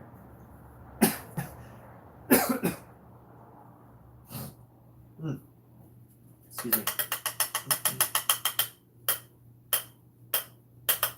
That's why I could never actually be like a live TV host. I make so many noises when I'm just being myself. So many mouth noises. All right, let's see. These flowers actually turned out pretty good, right? They are actually looking pretty nice. I'm actually kind of happy with them. It's very monochromatic. It's very monochromatic flowers. But hey, yeah, no, Michael Wilbur, yes. Between your support of visiting this channel regularly and reminding people to like and subscribe, and Omizu's wonderful monthly gifts of subscribing to this channel, financially supporting this channel, and all the other wonderful people that visit, and people who buy paintings or prints. It has not only given me progress financially toward being able to afford this easel, but the motivation. It's not just like, oh, hey, someone gave me $100 and now I can afford $100 worth of paints. Sometimes it's like, just people supporting you, right? Even if it's not like a full financial support of the entire project, just that extra bit of mental support can go a long way. Now, that doesn't mean that, the financial support isn't helpful. It's very helpful. It's probably the most importantly helpful, but it's not everything. It's not everything, because you can have the finances but not be motivated, but you can be motivated and not need the finances. So there is that element of it. And I'm going away from a flat brush to our white. And let's just grab this beautiful little piece and just boom.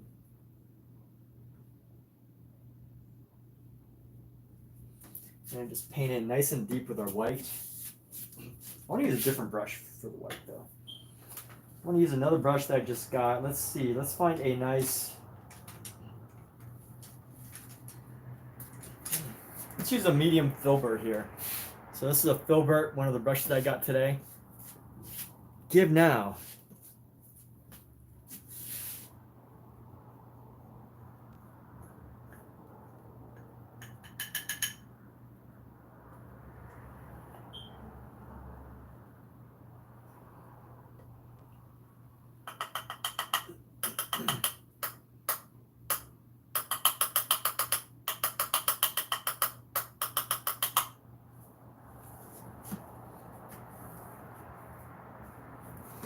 All right, let me grab a lot of white.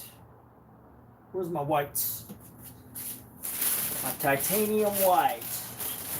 Come on, titanium white. There we go. Here's my juicy titanium white. So I got these in a 2-pack. I love that. So this is a Daler-Rowney 2-pack of white. So Daler-Rowney isn't like, the penultimate paint brand. But I love them because they're creamy and they're accessible and they just go on so smoothly. Now, I know if you were to really, really, really be picky about your oil paints, the instant thing that you would notice is that this is a very wet oil paint. And when I say wet, I mean they put a lot of stuff inside other than pigment. So, if you're going for a brand that's just pure pigment, Georgian, or not pure pigment, you can't have pure pigment, but Georgian would, be very challenging to consider because they put a lot of, I guess, oil in it. Linseed, I'm guessing they use.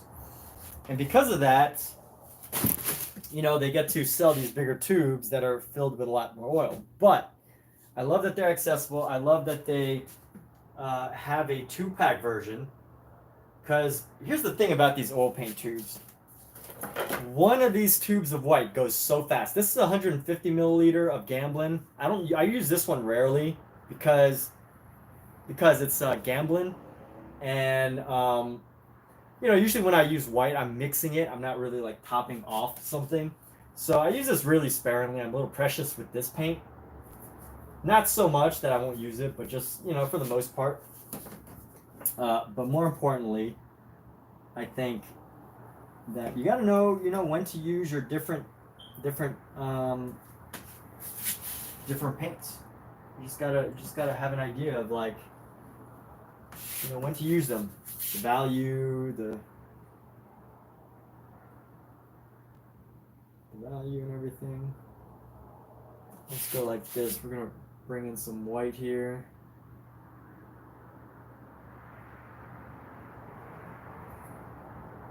We're really depending on our brush work to bring out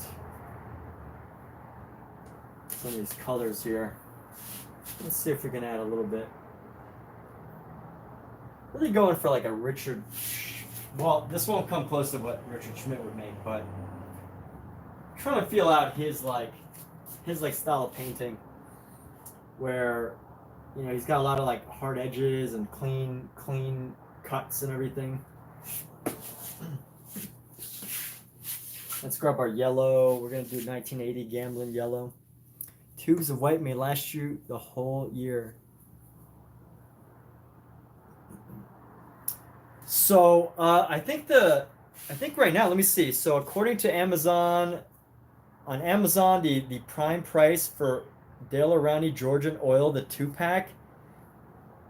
So I can't discuss prices because according to Amazon Live, I'm not allowed to discuss prices. But If you go into the link in my description and you go to my products list, you can see the sale price. It looks like it's on.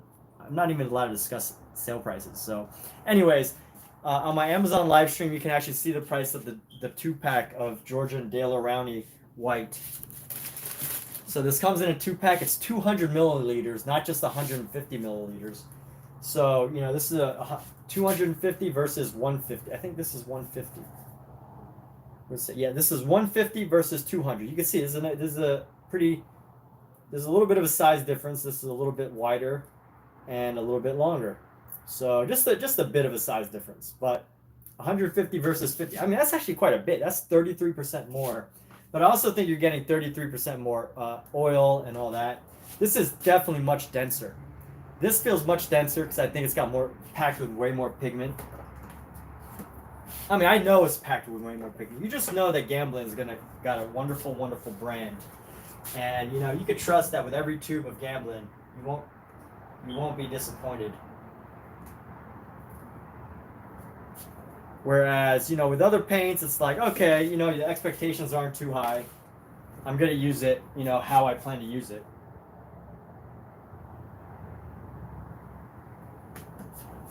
All right, I want to get this nice and drippy. So we're going to grab... I think the problem, too, is that I'm dipping it into this, like, red. This red.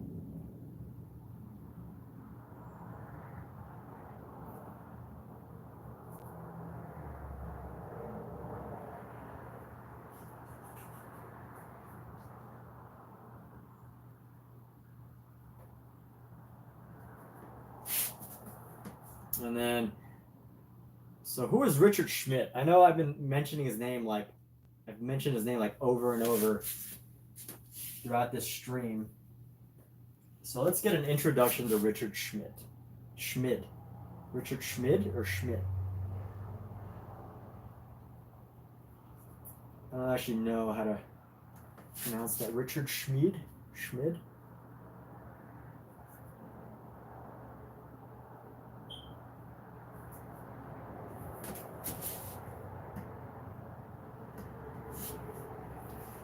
Get a nice big chunk of yellow. We're just gonna lay down huge chunks of yellow. So nice big chunk of yellow right here. That's a lot.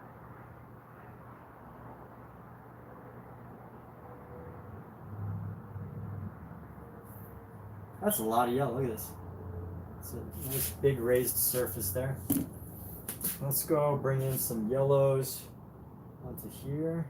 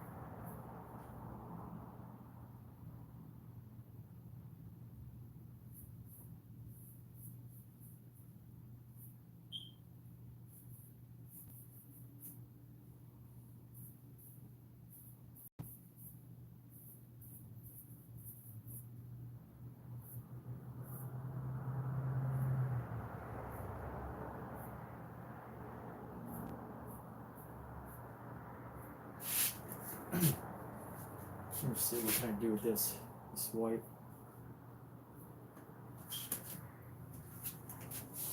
All right, we're gonna look at this book real quick. This book is actually available on Amazon. I did a review of it the other day.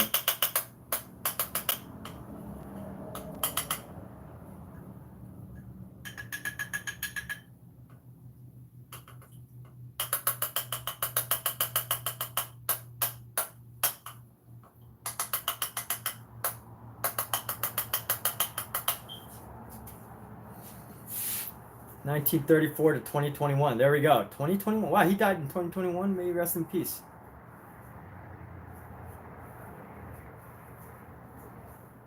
All right. I didn't realize it was that that recent. For some reason I thought he maybe passed away in like 90 something or like earlier 2000. Wow. We're a quarter of the way through this century. Through 2100. Century, the first century of the 2100, the 2000s. We're almost through. Yeah, I know. Ozzy Osbourne passed. May he rest in peace too. Ozzy Osbourne. All right, let's take a look at this book real quick.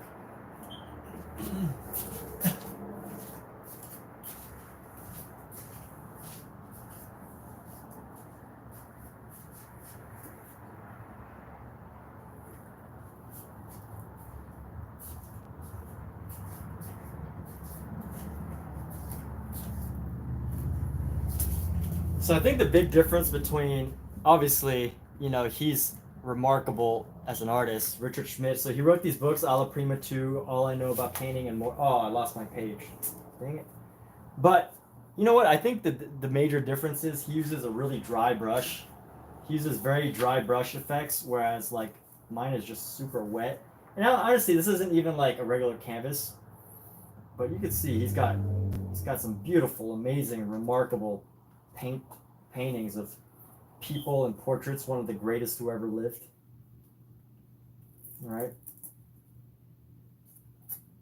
One of the goats. Color charts. People. I'm trying to, you know, I try to study some of his work and just try to get some ideas. But look at these flowers. My goodness, this is some beautiful flower work. This is some beautiful flower work, and I think it really comes through with the, you know, the drama that's added, and just the total confidence with every stroke. My goodness, look at that! Everything is just such a bold sweep, whereas mine tends to be like these big mushy colors that come around. I'm trying to go for that effect, but I just don't think I mean, obviously, if there was a class by Richard Schmid, you could probably take that, but he's no longer around. I think it comes with just knowing exactly where to put things, and also let's mess around with let's mess around with some darker spaces. We're actually going to grab some black. Let's grab black, this black and dark blue. We're going to come down into here and just some shadows around.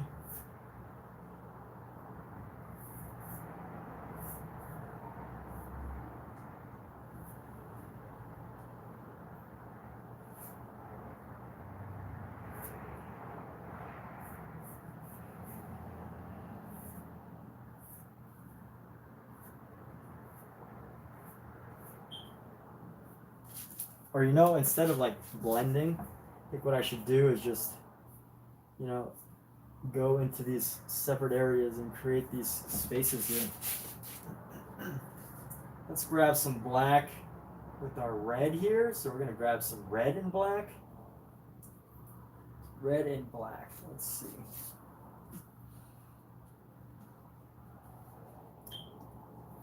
Mushy painting is my contribution. Yeah. I like that. I like that idea. I like the idea of mushy painting as a contribution.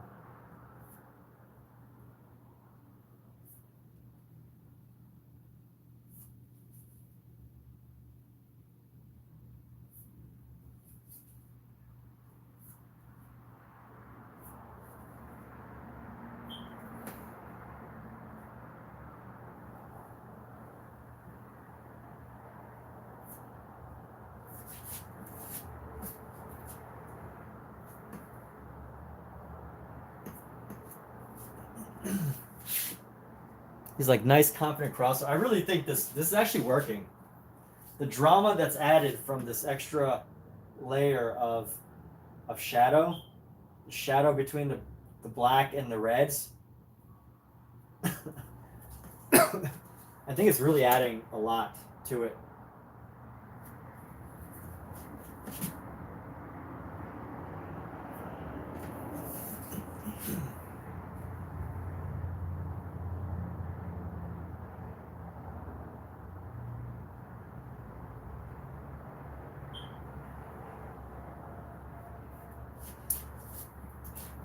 Yeah, right into here. Let me go into here a little bit. I think also the other problem is that when I started this painting, the bottom layer wasn't dark enough.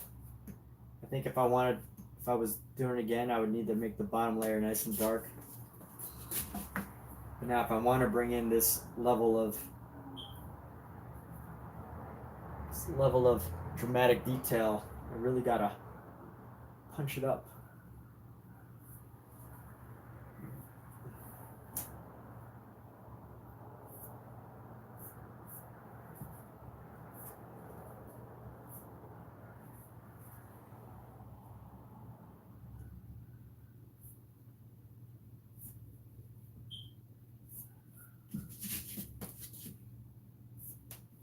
Just keep punching up.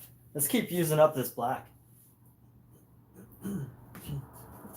Just gonna carve out our painting here using our blacks or our really dark values.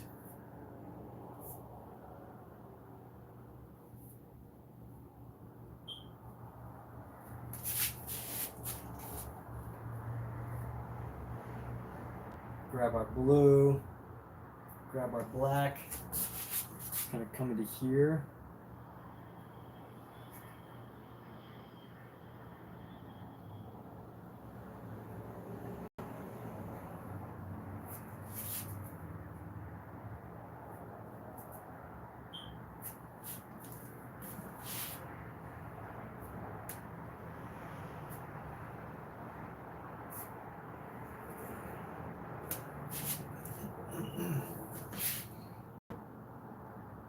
I think the really dark shadows are really helping to push this painting further. I think it's working. Don't you love when something starts to work? Works the way that you're expecting it to?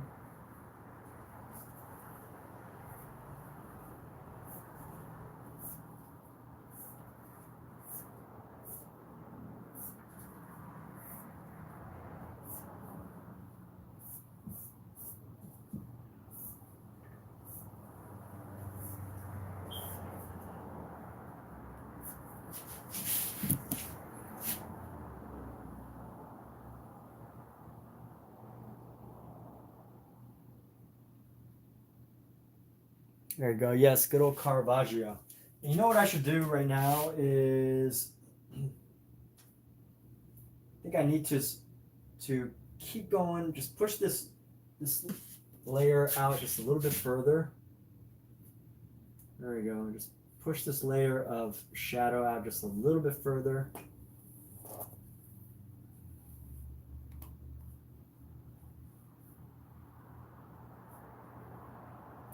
Honestly, you can't even, in real life, you can't even see what's going on. It's just so much distraction. But I think on camera it does look pretty good.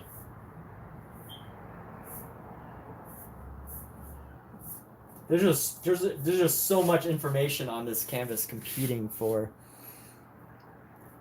your attention. But I think we're in a good place. This flower actually turned out pretty decent, if I do say so myself.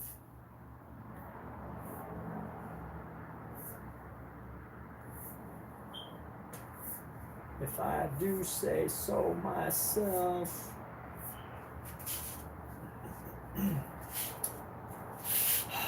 So painting on black velvet.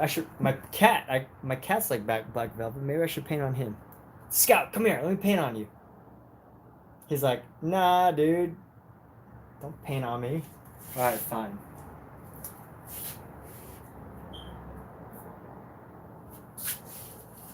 All right. Clean off this brush. That's enough. That's enough.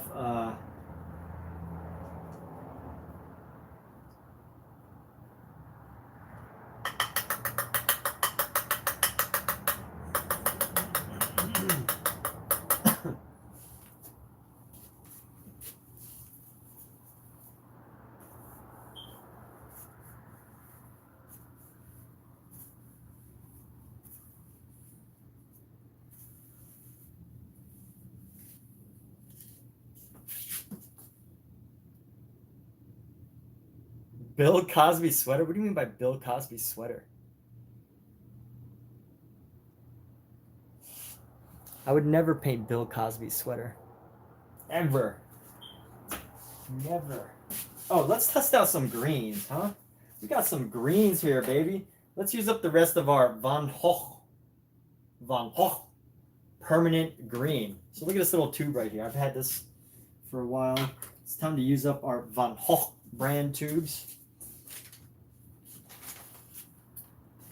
Van Gogh is the correct way, or the Dutch way, which Van Gogh, Van Gogh is Dutch. Therefore, his name should be pronounced Van Gogh. But I know people won't adopt that. So I was talking to these Dutch people one time about art, and I was like, "Oh yeah, so blah blah blah, Van Gogh," and they're like, "Who?" And I was like, "Van Gogh, you know, the guy who did the Starry Night and all that." They're like, "No, Van Gogh." So I was like, they're like, "Yeah, we know who he is, Van Gogh." So they seriously corrected me, and ever since I've been pronouncing his name Van Gogh in the Dutch way, not Van Gogh or Van Gogh. Thank you to my Dutch friends who taught me how to say Van Gogh the right way, the Dutch way.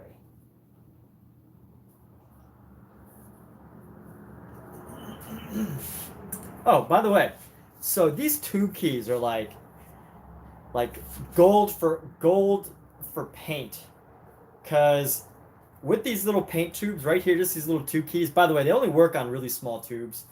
The tube has to be like the standard size or smaller, which is 37 millimeter, 30 millimeters, 30 milliliters, 37 milliliters. So the tube has to be this size or smaller, pretty much. So it doesn't work on a really big tubes. But you take this tube key, you stick it in here, stick it through, and you roll it all around, all the way through, and you get so much extra paint out of it than if you just use your fingers. So I haven't finished a tube of paint in a while, but I'm done with this tube, fortunately. We're done here. We're done here. We're done. We're finished. I don't know the memes about Bill Cosby. Let's not talk about Bill Cosby. He doesn't welcome positive thoughts.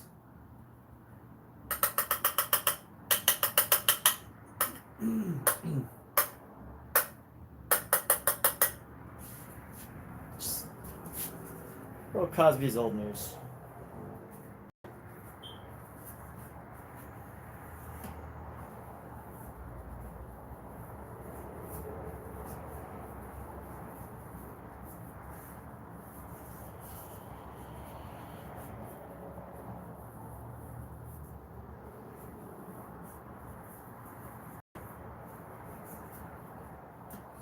So one thing about these big brushes is it's so easy for paint to get in between the bristles. So you really gotta like just dig in and like let your brush kind of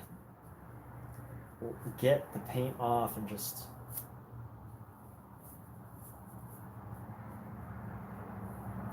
that's the care of the brushes. How you clean off your brush. Alright, so we've got some green. We're going to take this brush, this is another Rosemary Co brush, and let's grab this green. I want it to be a little bit more of a yellow green, so look at this green. It's like a viridian.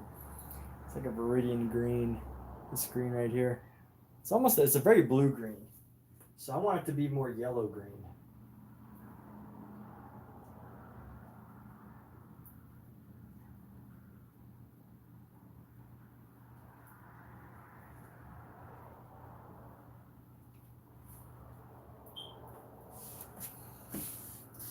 Because this plant is very yellow. Which means, oh yeah, I should probably, I don't know, let's go like this, bring this green up.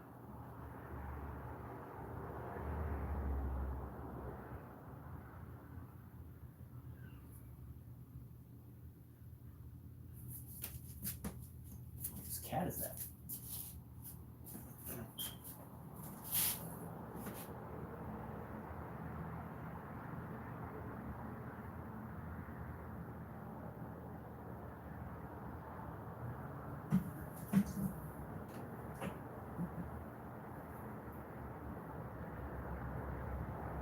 So I often feel, and this is not true by the way, there's this habit that I have. It's a bad habit. I should probably break it.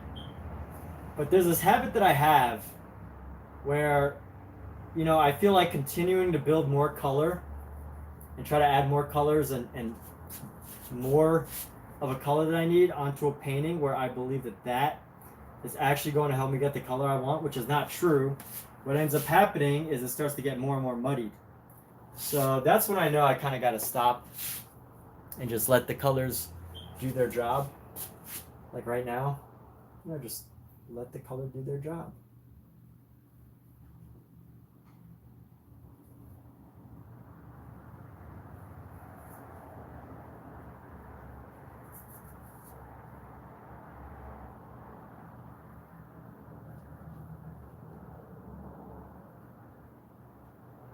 I like these flowers. They're very dramatic.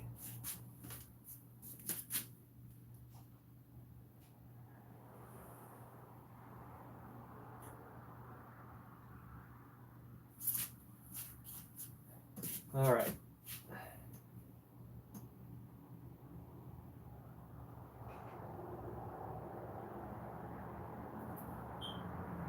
What else can we add? We're gonna just, I just want to keep adding here.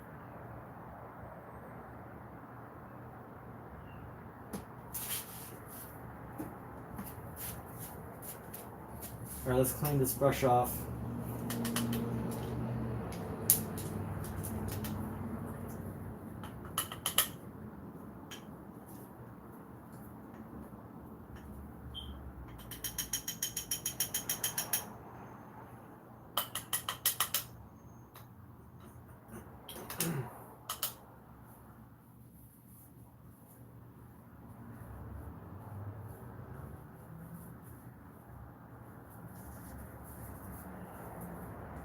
All right.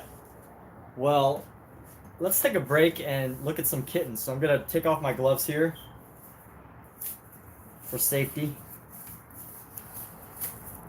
There's my gloves. Let's see some kittens. So we're fostering some new kittens. We're fostering some new babies. Oh, they're in their nap time. Hold on, who wants to see some nap time babies? Let's grab both of my phones here. Actually, you know what? Let's do a little.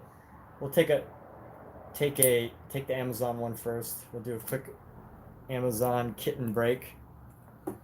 So we've got 4 cats right now. We have 6, but 4 that we have permanently in our collection of cats.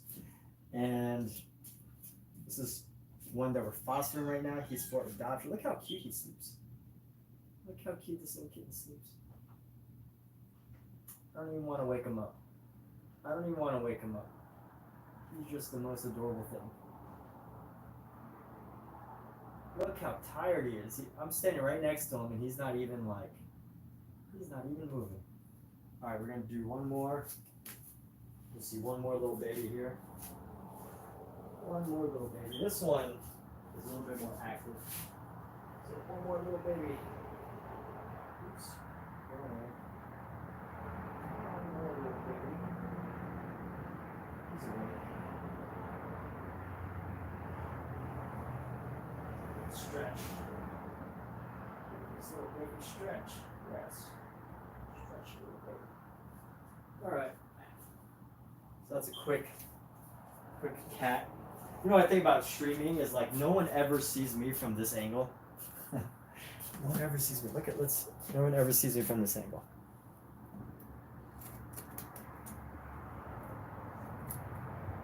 But I don't want my whole apartment to show, so gotta keep it at a certain angle here. So let's go here.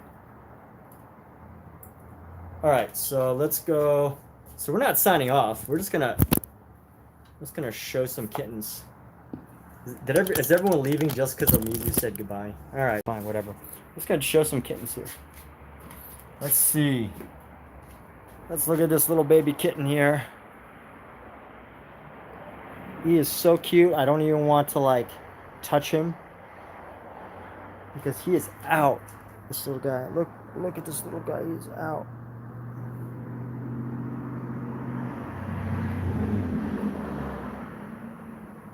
Such a cute little guy. He is up for adoption, so if you're in the Los Angeles area. Oh.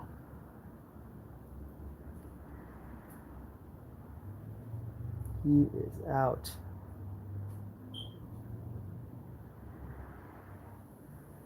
Look at that. Look at that grip. Look at that grip with his claw. Alright, we got one more. Oh, we're gonna be painting for a while. I'm planning to fill that whole thing. Originally I was gonna leave it as like this just. And then let's see this last one. Where is he? Where's he at?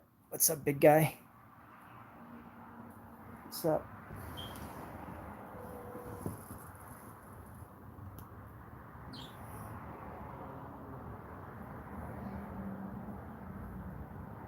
What's up, dude? What you doing?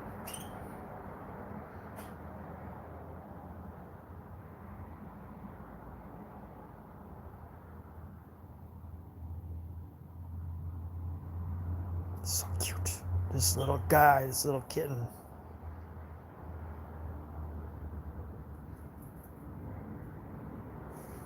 Look at how he's sleeping though. Every time he sleeps, he's like falling off. Like falls off the couch pretty much.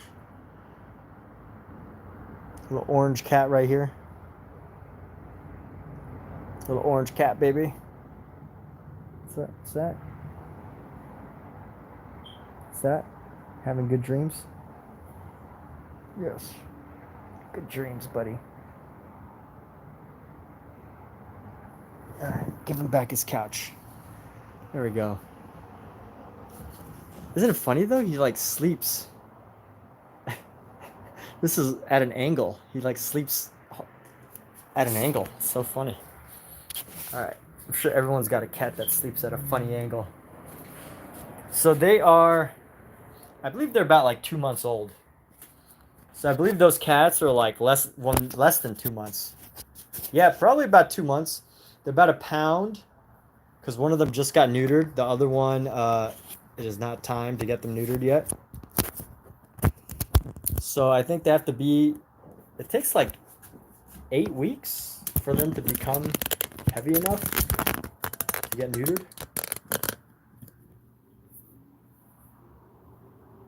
Anyway, these flowers look okay. And let's keep painting.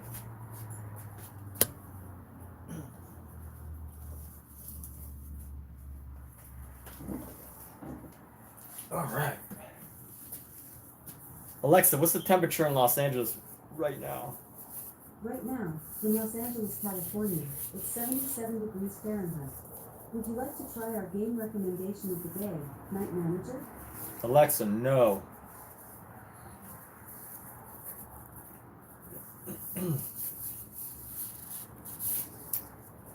So, as you could tell, Amazon, Alexa, and I have a very, very good relationship.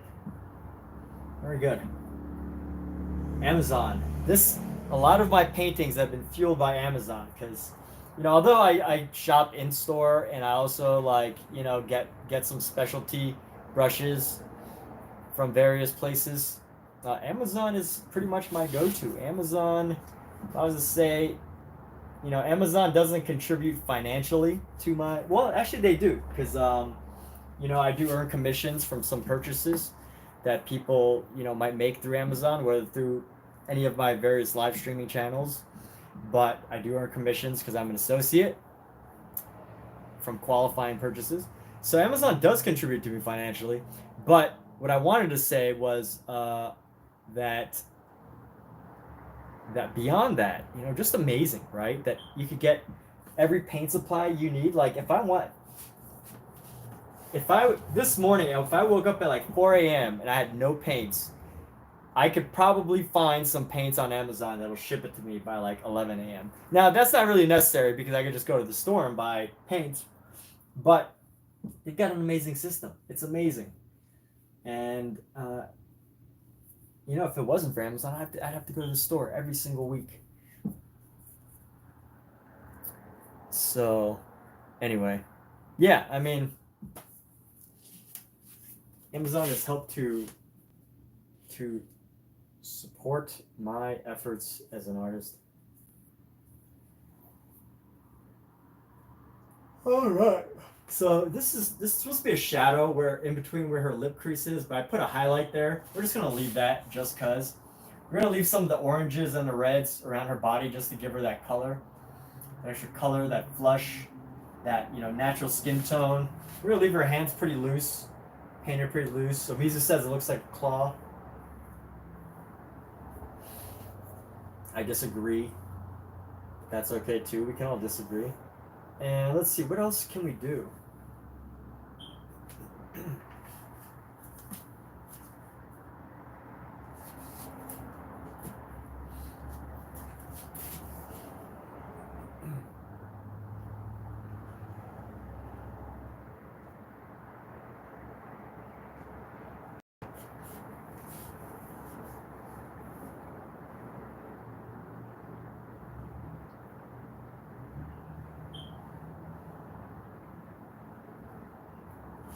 This dinosaur has totally disappeared. I just realized that. That dinosaur no longer exists. We have the twerkers.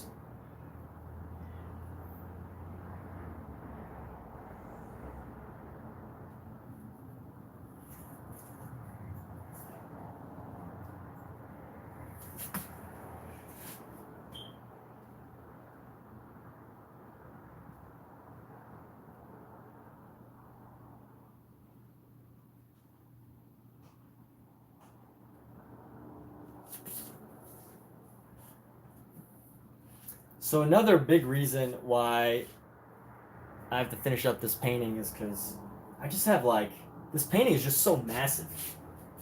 4 feet.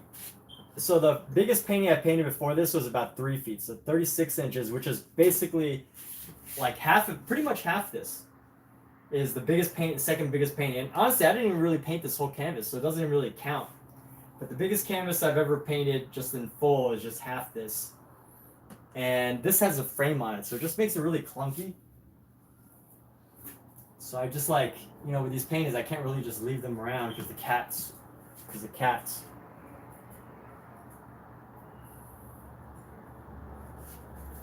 What else is representative of modern society that I could paint into this? We got twerkers. We got, what do I need? What would make this feel surreal?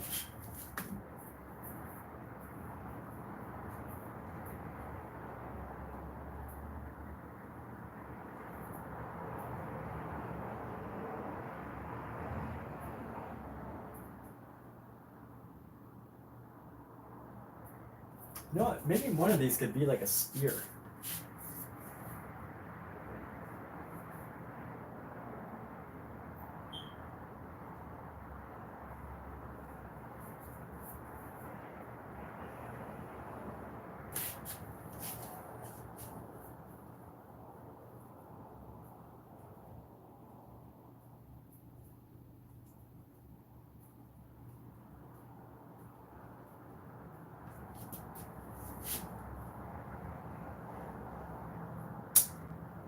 Now I'm thinking, because there's already so much going on. I'm done painting this flower, so we're going to put this away. How's it look? Look at that. There's our reference, right? If anybody really cares, there's our reference. Let's actually rotate it the wrong way. Here we go. How are we looking? Does that look? Is anybody comparing? Is anybody judging me how closely this looks? I don't know. It's okay to judge. I realized something the other day. If you're not open to judgment, you literally should not be posting anything online. Like, it should be assumed that if you're posting online, then you should, assume that you're you're publishing an open conversation. The other day, someone like was posting stuff complaining about the social media algorithm, saying their friends didn't support them, and I went onto that thing that they posted on Threads. It was on Threads, and I was like, I checked out your social media, and like, you don't really share art. All you share is selfies on your Instagram, and there's like, maybe 3 things that you shared on your Threads in between a bunch of other stuff. And they got really upset. They were really upset at me, and they're like, "Well, I didn't ask for your opinion." And like, anyways, on one hand, well, judgment, ridicule. I mean, not like judgment, but they're not abuse. I think not abuse. But anyway, I shared my opinion. They were very upset about it. But it made me realize something, that if you're gonna post and publish to the entire world, the entire planet, the entire universe, there should definitely be some consideration on that. But that's just my opinion. I don't know. I mean, there's some people that need to be ridiculed on the internet. I'm sure all of us can name somebody that they want to ridicule. So, there's that argument, Omizu. There's the rejection of your argument there.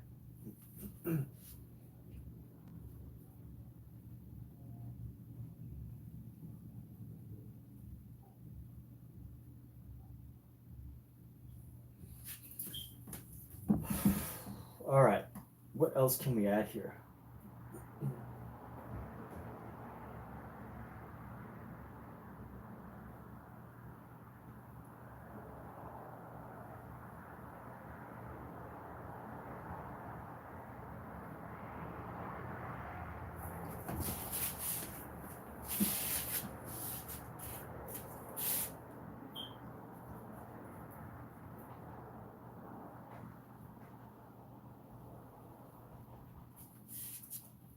Let's just paint the figure with just crammed into this corner here.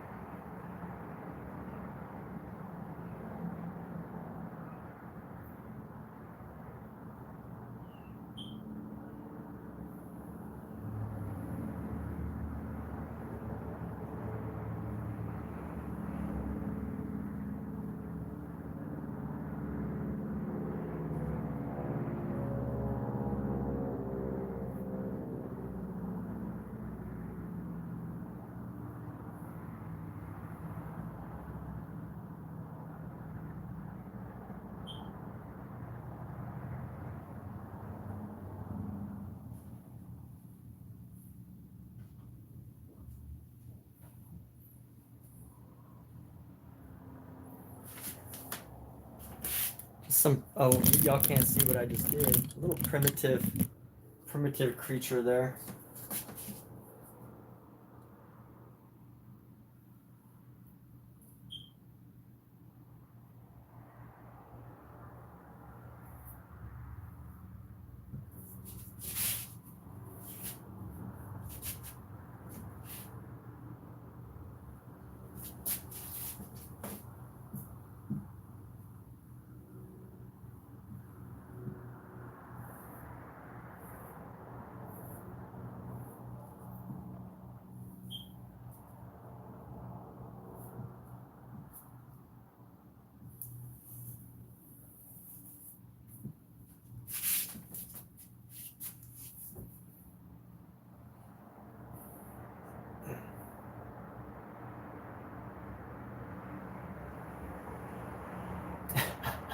Misa's only. Yeah, but like, here's the thing, Omisa is your number one. So it's like, sometimes you don't have to work that hard.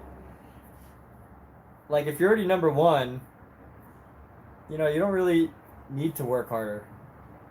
Unless you want to, like, go above and beyond.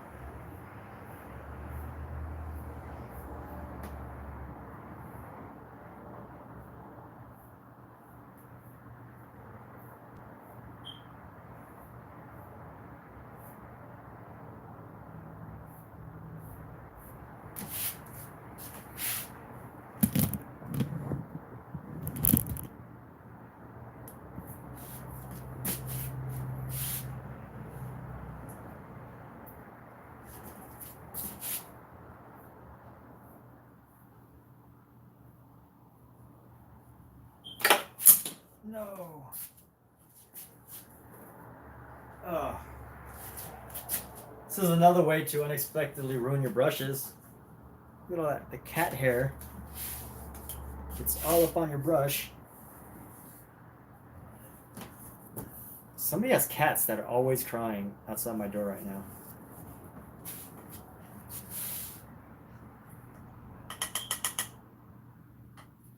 Alright, let me wipe this paint off.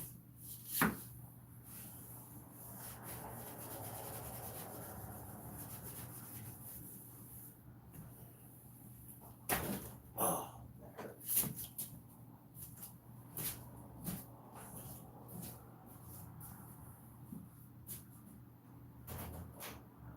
Oh, Pookie, you been trapped in here? Oh. That's... Come on, Scout, get out of here. Come on. Come on, Scout, get out of here.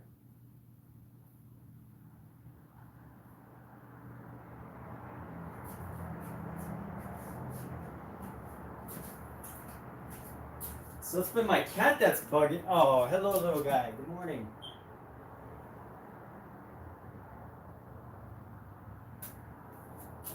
Morning, little guy.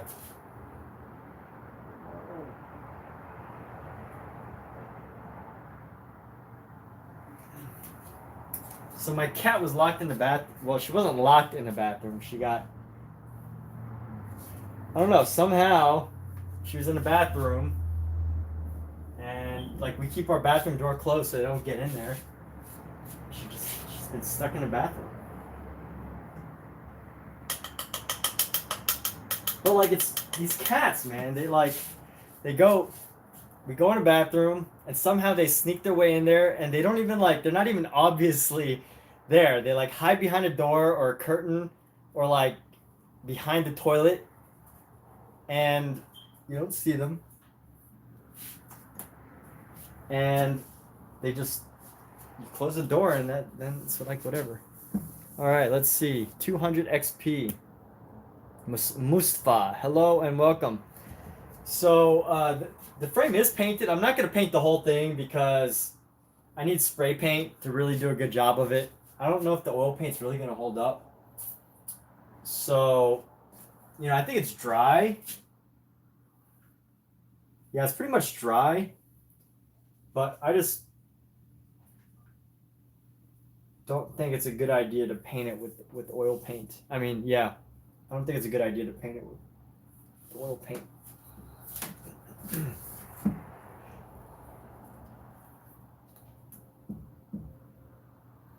Let me see here. We're gonna go. Can I pop this down a little bit? Let's go. Let me go bring this down just a little bit.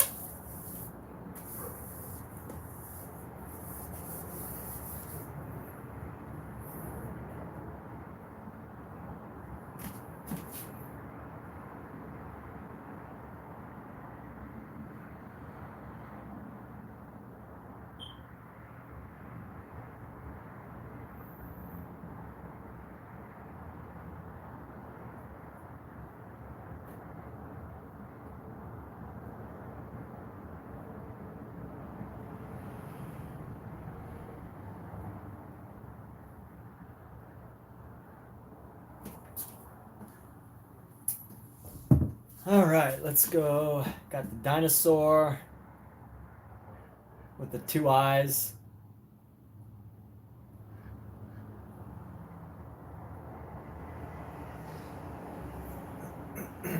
What's something else that we could like throw in this painting? Like something I love about some artists is like being able to paint well, but then like just doing wacky stuff. And I like the idea of having both in one painting. So I'm trying to think of something else I could add in here. Like, you know, I think I painted her pretty well, except, you know, I mean, the biggest thing people are going to criticize is the hands. That's fine. I'm cool with that. But I think her face and overall design is pretty good. I could widen up the eyes a little bit. Let's just widen up the eyes just a little bit. We're gonna go, what color? We want like a neutral.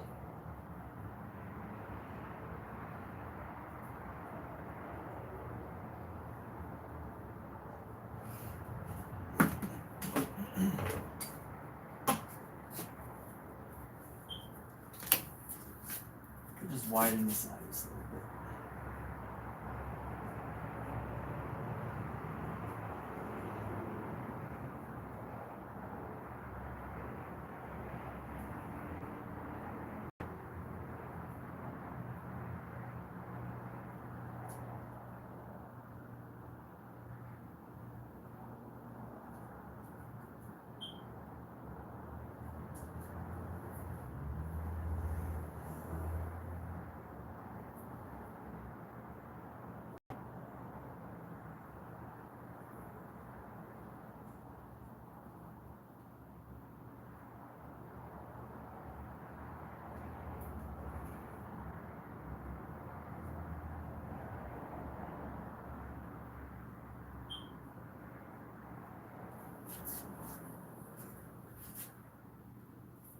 How's that?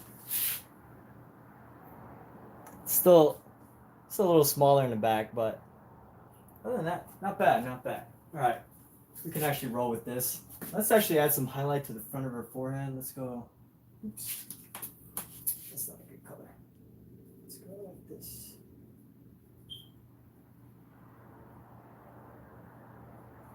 Add a little hint of green here. Let's go scoop this in. Just get Get some highlighter on our head here.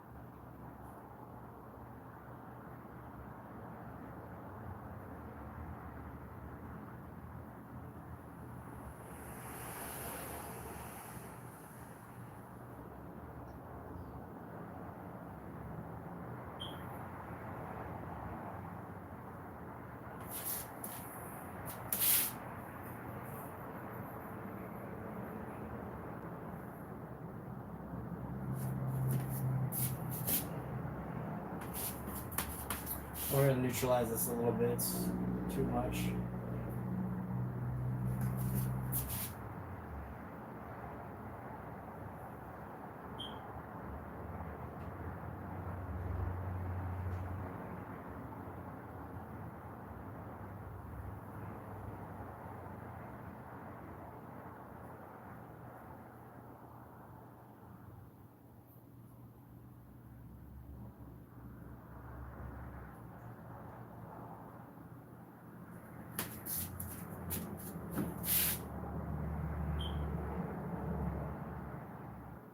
Ballistic time. Am I gonna do graffiti streams? Nah, I don't do graffiti. I feel like graffiti is meant for the outdoors, and honestly, I just don't feel like I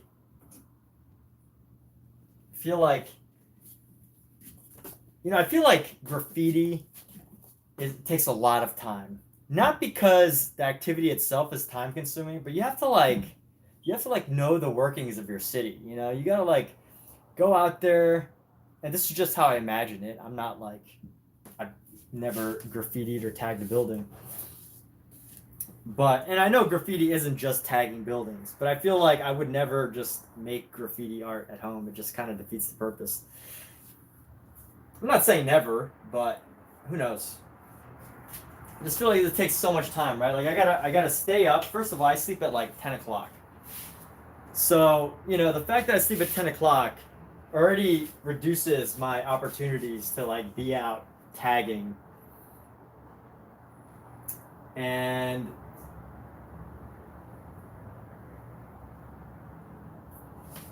like I'm not a night person, I'm totally a morning person.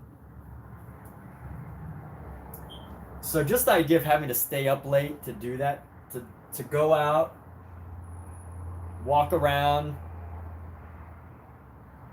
avoid cops, and not just cops, but like other or like gang members. Because if you don't know the game, right? Like if you don't know your tags, you can accidentally tag the wrong place, especially in Los Angeles, right? So it's like then you gotta learn that. And I'm sure there's probably some good mentors, some good people that'll like, and maybe a couple pages on the internet that you could read of like where to and where not to tag and do graffiti. I'm sorry, I don't need to. I just cannot. I don't have the time to learn an entire culture right now. I feel like, tagging is something you kind of got to get into when you're like teenagers. And I'm not saying I can't learn it. If you get up early, you can be there. Okay. I mean, Omizu's got the answers, but I've got lots of excuses. I don't think Omizu could come up with more answers than I have excuses as far as why I do not need to go out and learn how to tag things and do graffiti.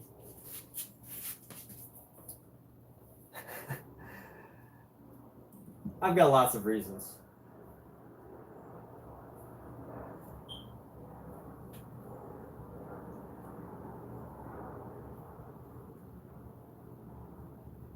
Got so many reasons why I do not have the time to tag my city. But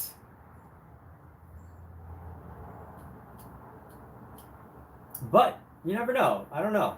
I know there's an entire culture, and it's an exciting one. And if you do it right, you could be famous. Everybody in Los Angeles wants to be famous, so, why not? Why not?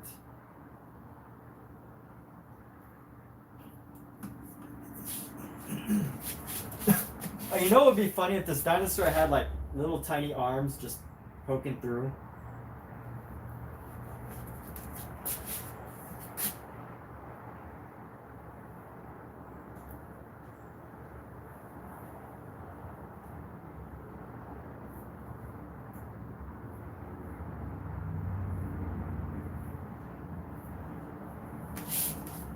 How many arms does a dinosaur have? How many fingers does a dinosaur have? I don't know. So I'm just going to make this up and imagine that they only have 3 claws. My baby Pookie got stuck in the bathroom. My baby little girl. Talking about my cat. I feel bad. She was stuck in the bathroom for a while. Because I've been hearing the meowing, but I thought it was coming from outside. Sorry, Pookie. You mad at me? Hmm? I'm just going to paint this little claw black.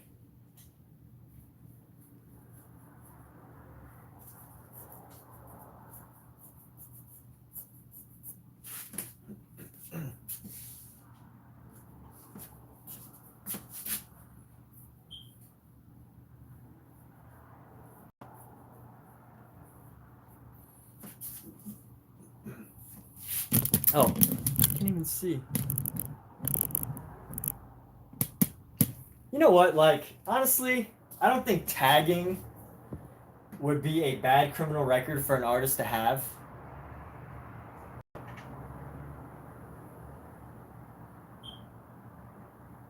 Like, out of all the things that you could have as a criminal record, I don't think tagging's probably on a list of like good things to have, you know?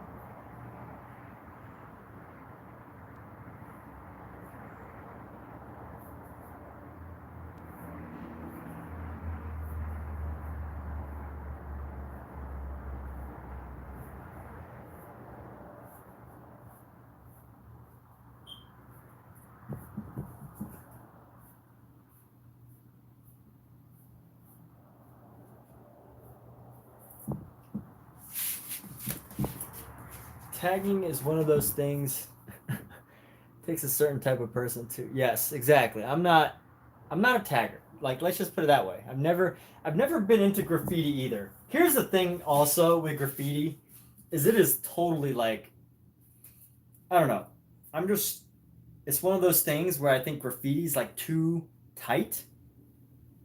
You know what I mean? Like when I see graffiti, I see people, you know, they paint perfect lines and they paint in the lines perfectly. And like as you can tell, like I don't know. I guess it's good line work, but I'm more into like paints and just being able to like throw paint or mush paint or whatever.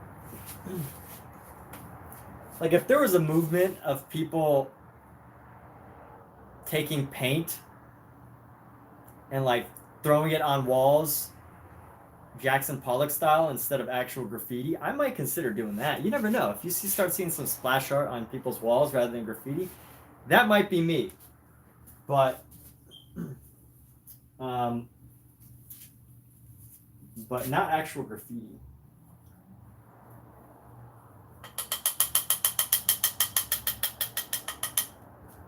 Like graffiti's just like I don't know, there's all right. Well then, like graffiti's too clean for me.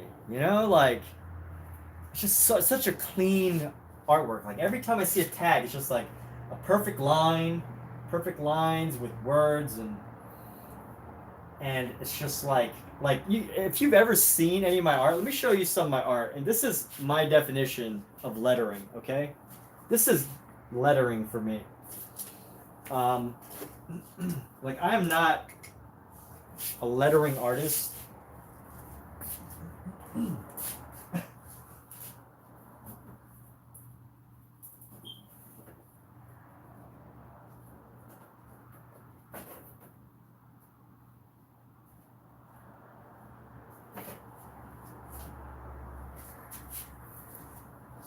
All right, to me,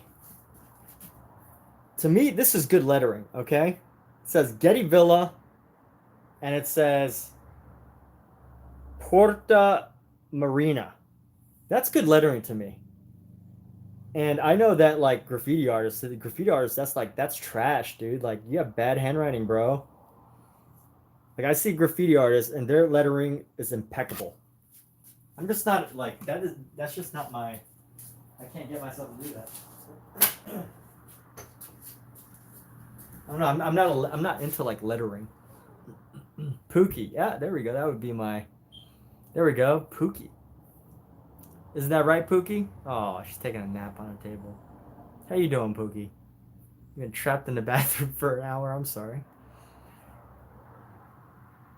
Just don't go hiding in the bathroom when I'm using it. All right.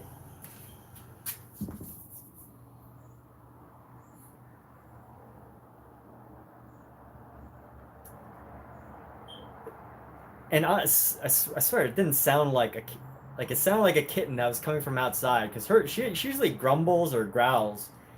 If she's annoyed about something. She was just sounding like a little kitten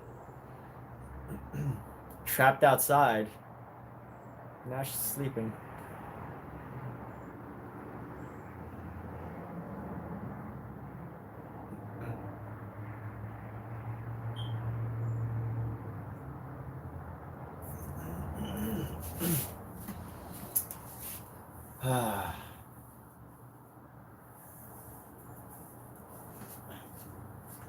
It's a thing in graph. Anti-style. Oh, but the funny thing about Los Angeles, though, is there are places where you can actually go and, like, I guess, pay for space to graffiti, which I would never do that. I'd rather just pay for something that I could paint on.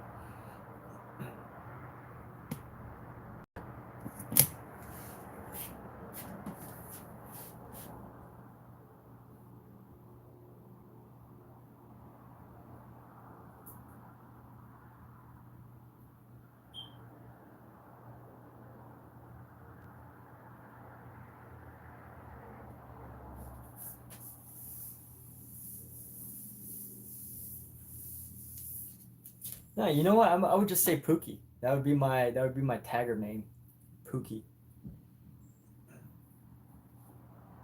Or Pooks, Pookz.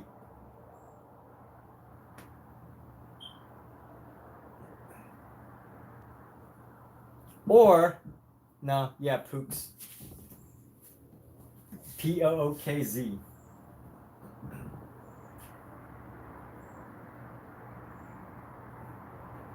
You already got me thinking about it, people.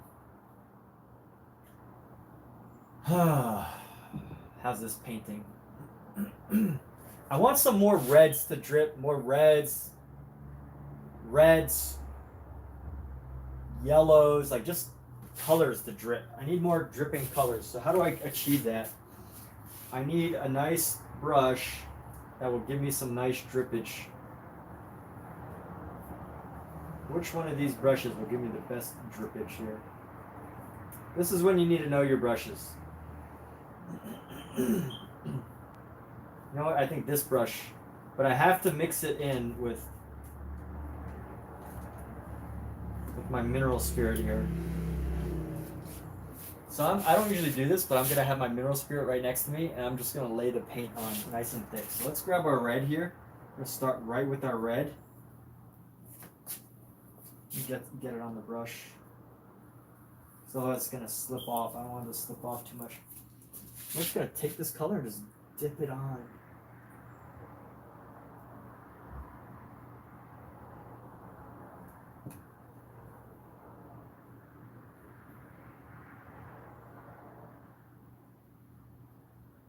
I want to get the red to be the dripping color, not this like weird brown.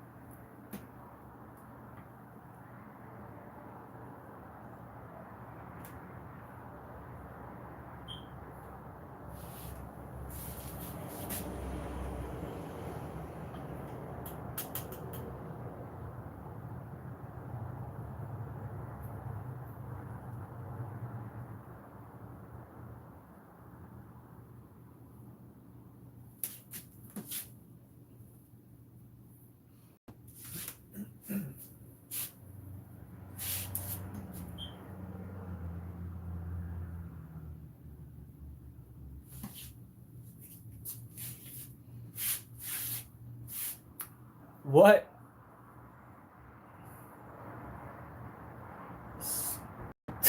Okay. Pooks.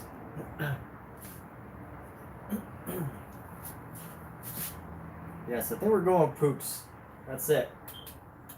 It's done. There's got to be already a tagger named Pooks. If there isn't, people are slacking on tagging names. There's not a tagger in Los Angeles named Pooks. Something's wrong. Paint boogers. Not good. Alright, let's grab a big chunk of our white here.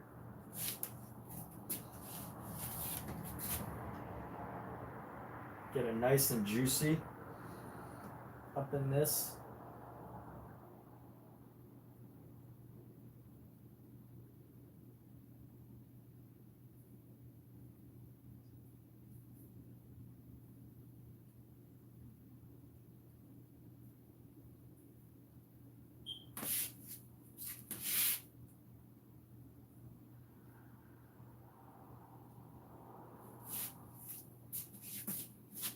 You can tell this conversation really amuses Omizu. Omizu's passionate about tagging. Are we incriminating ourselves, people? Don't incriminate yourselves on my live stream, please. I'm going with a little Damien Hirst inspired design here.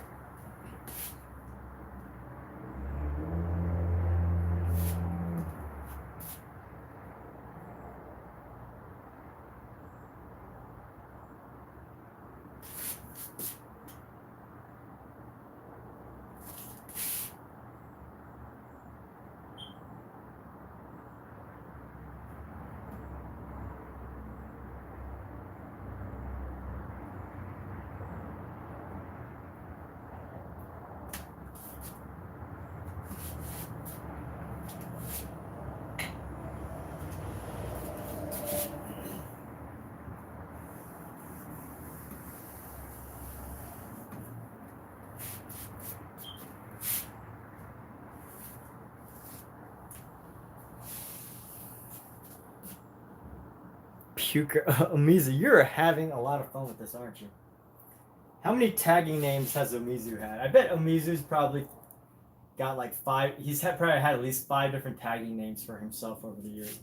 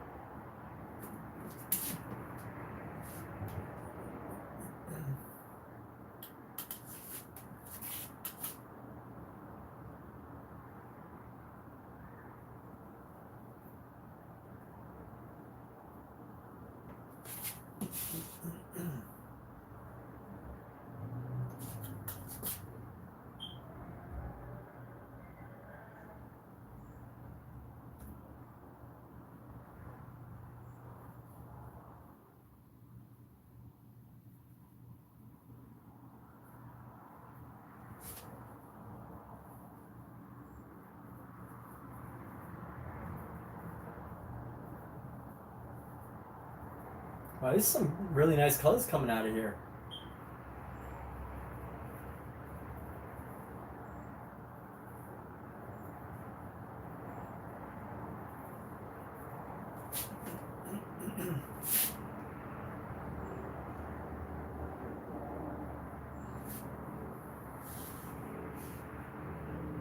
Slop too.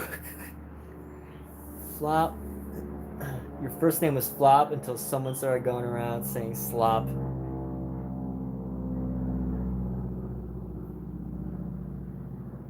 Mind Palace. Wow, look at Omizu, man. He's a pro at this.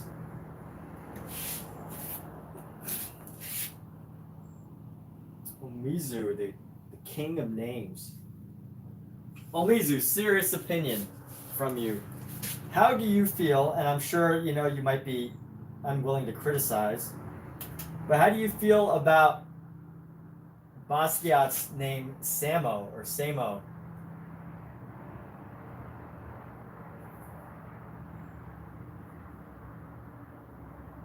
Or historically, how did people view it? Historically speaking. I'm gonna give this dinosaur a runny nose.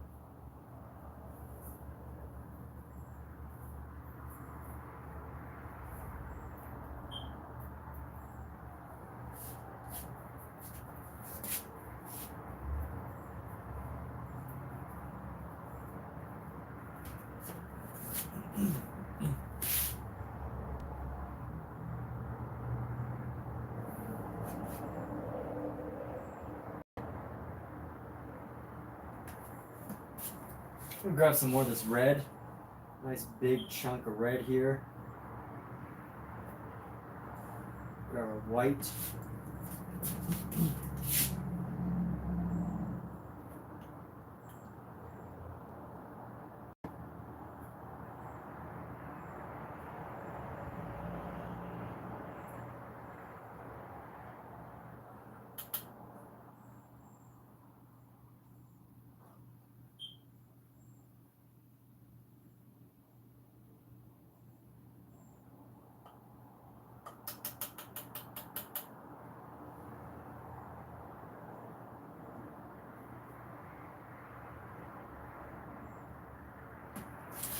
And sometimes I can feel when I do these really like drippy paints with lots of mineral spirits, my eyes burn a little bit.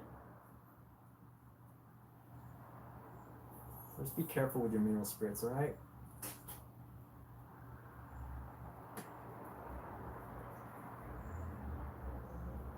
Which is why I paint with an open door during the summers.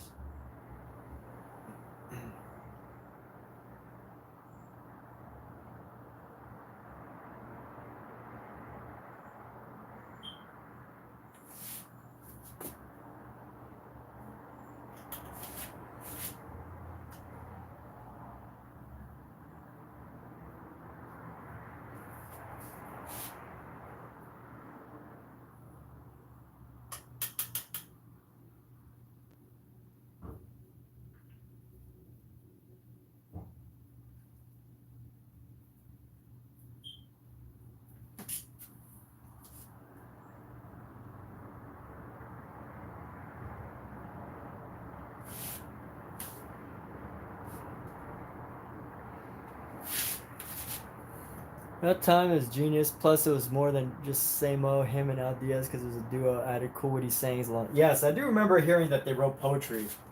It was like poetic.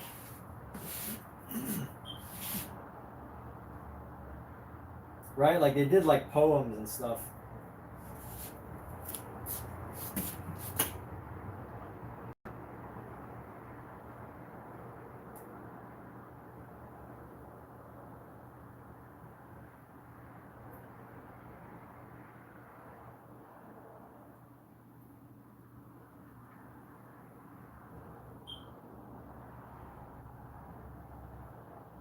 But you said at the time it was genius. So we've reached some new time, a new era, where doing it is no longer genius. It's just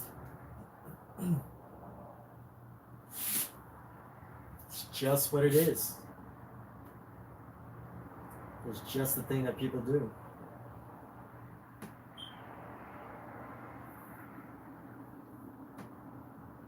Oh, I like this because it gives a little contrast to the space around our flowers here.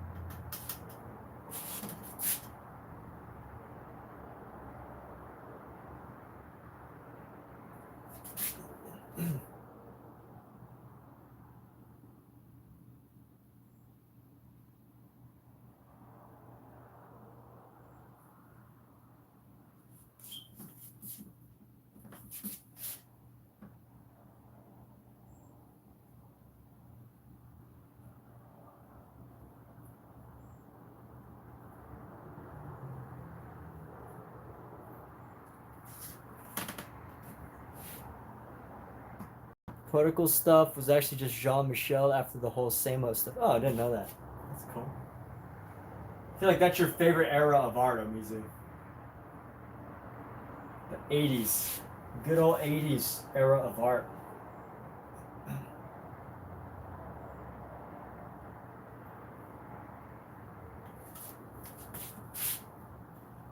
Let's make the alien dripping.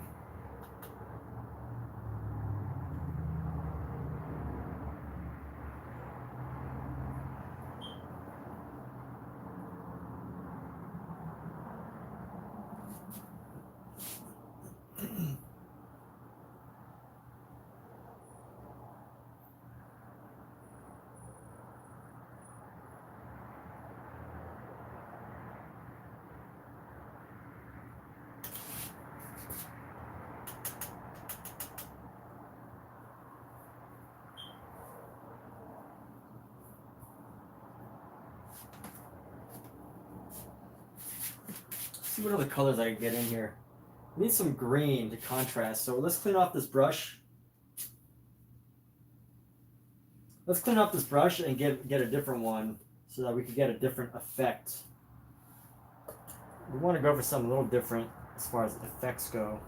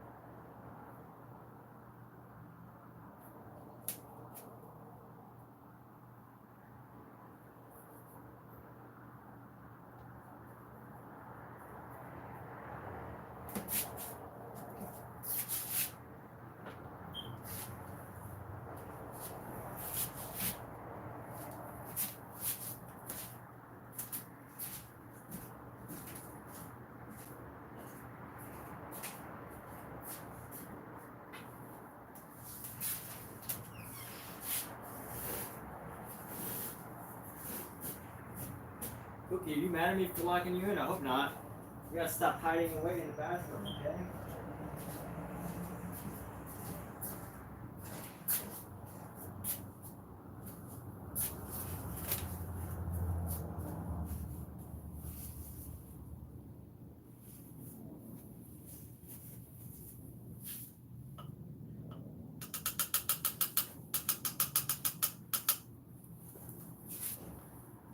So those of you just tuning in, this is Emmett Ferguson, the resident Amazon Live artist. I'm not an Amazon residency artist, just a resident artist who happens to be on Amazon Live. And this was a painting. Well, actually, so the everything, the beautiful painting on the bottom, I actually don't think it's an actual painting. I think it's a print. But if it is a painting, I'm not sure. But I was gifted this massive frame and picture. Doesn't look like a painting. No way it's a painting. But massive print and picture. Could have been a painting. I don't know. But massive print and picture, or massive frame and picture, just for fun. And they wanted me to paint dinosaurs on it. So I did. And then I decided that I was going to paint a portrait of her on it, which was the collector friend that gifted it to me.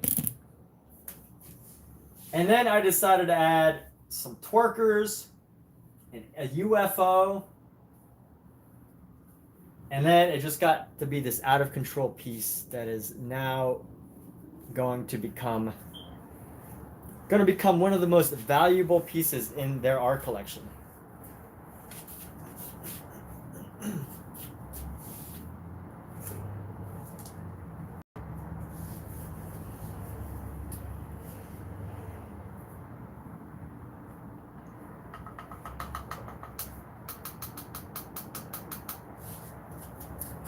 Maybe not. Supposedly they actually, so they say they have a Picasso.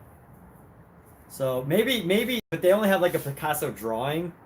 So I could see if a Picasso drawing sold for less than this Ferguson painting. But it doesn't necessarily mean that it's better than a Picasso. I'm just saying, you know, you grew up in the 80s and 90s for sure. Yeah, I think the 80s was a really great transition time for art. It really took what got built up, you know, from Art Deco and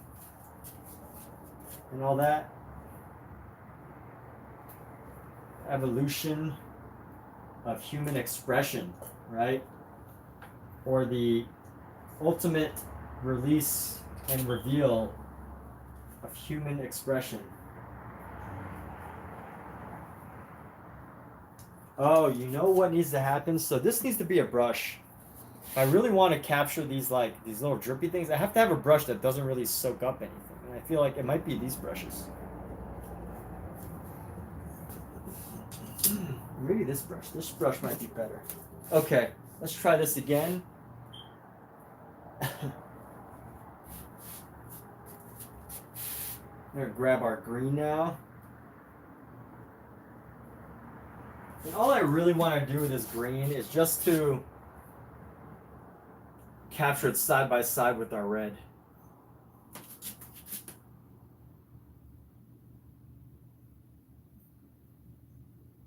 Juxtapose. Ooh, look at that drip. Oh yeah. I think I found the secret to life. Oh yeah, look at that drip. Ooh. Look at that drippage.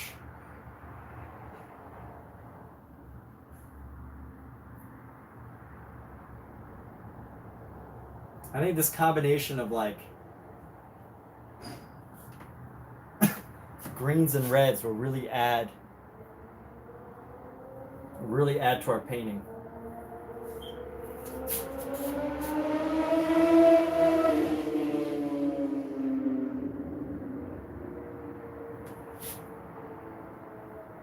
Oh my gosh, this is the brush that I should have been using.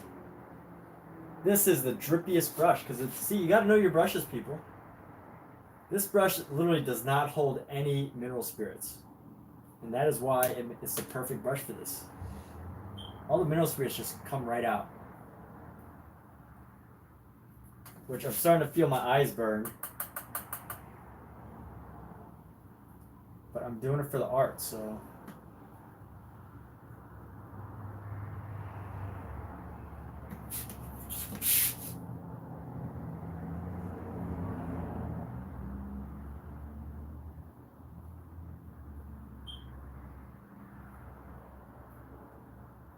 That's why I have to stay healthy in every other area of my life, because when it comes to the mineral spirits, the mat that I use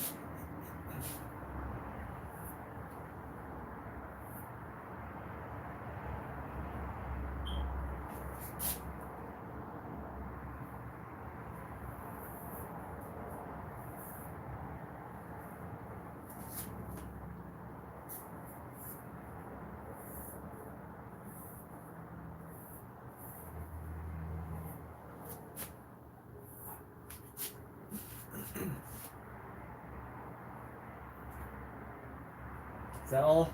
Is that all you got, Brush? That's all the mineral spirits you got? Alright, good. I think I'm done with the drips. With this drip work.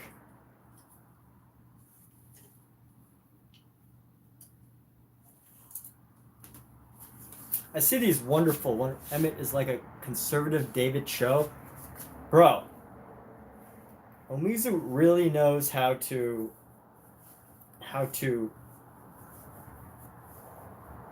make someone feel insecure. My goodness. A conservative David Cho? What does that even mean, conservative David Cho?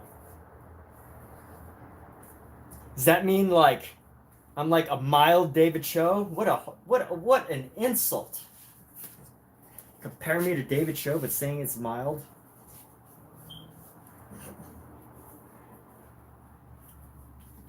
What does that even mean? Conservative David Cho.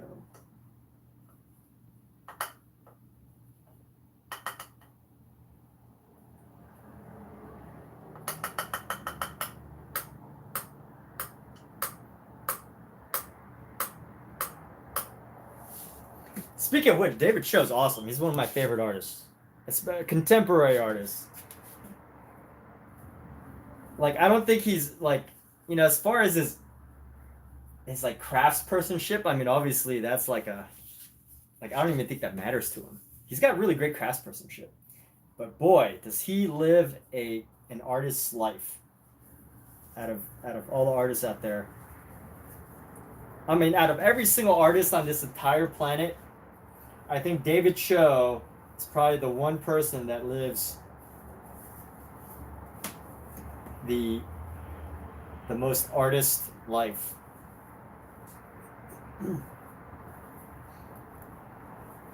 And you know what I think is interesting? It's like, I'm sure there's a lot of artists out there that think of David Cho. I might also, but that's what I was about to get at, Omizu, is like, I think there's a lot of artists out there that is like, if I made, you know, $10 million in my 20s, you know, would I have as wild of a life as David Cho?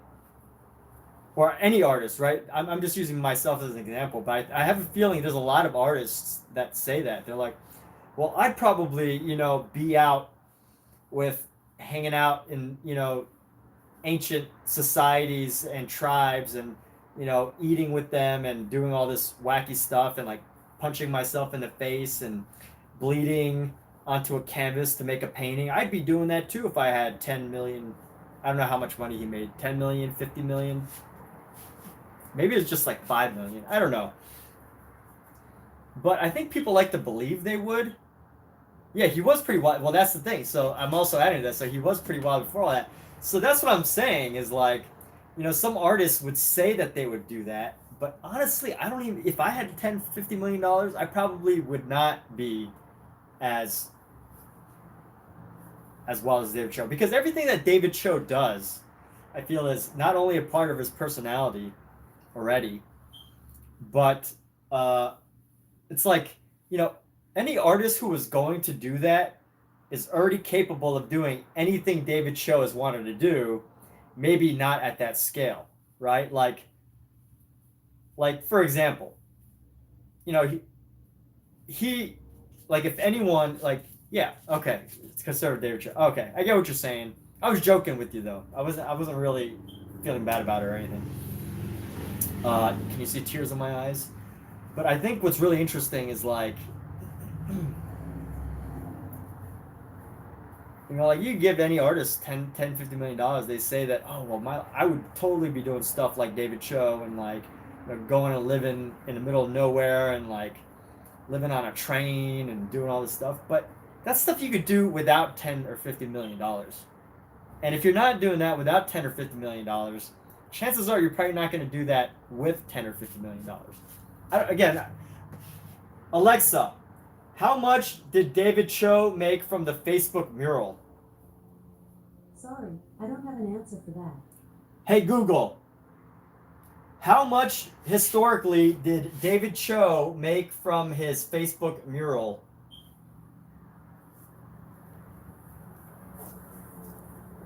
David Cho was initially offered $60,000 for his Facebook mural. Hey Google, cancel. So supposedly he made $200 million.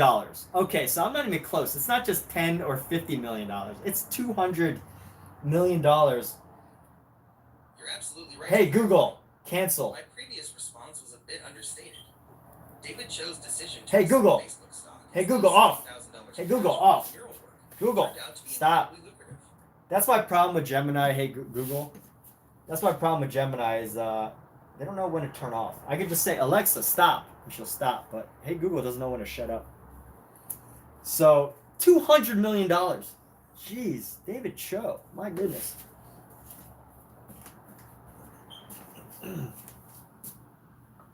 Yeah, wow. That is generational wealth. That is 4 generations at least of wealth right there. 4 generations, 100 million each generation. And that's without any investments. I'm sure he bought Bitcoin too. Yeah, I'm sure David Cho also bought Bitcoin.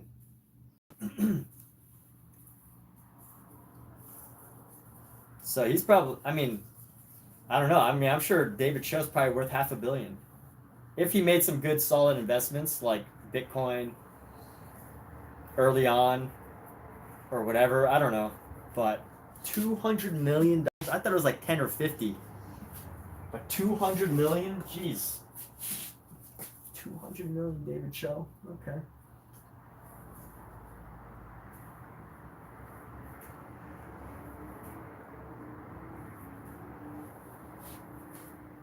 Anyway, if anything, I think David was always going to live that lifestyle. Who knows? Maybe if he didn't do the painting for Facebook, he'd probably just be another. Would he? That's a great question, right? The world will never know. But I think whether you're that's where money comes. This talk about money. I don't think money actually like makes people someone else. It just like magnifies what they already do.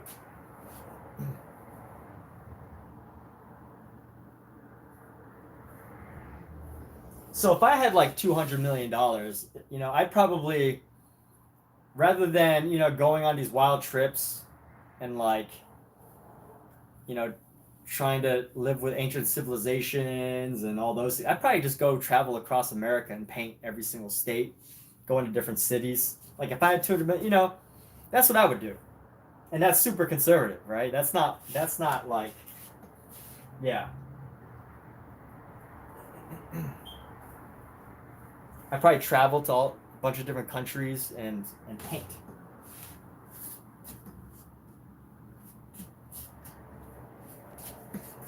So I think as much as any artist be like, oh, what? I could be like David Cho.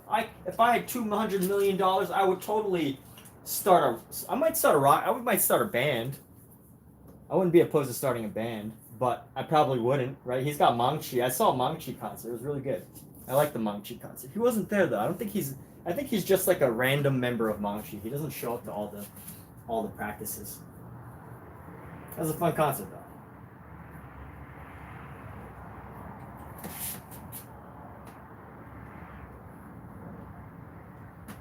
Yeah, there we go. There's a little talk about money and life and Human nature, right? What is human nature?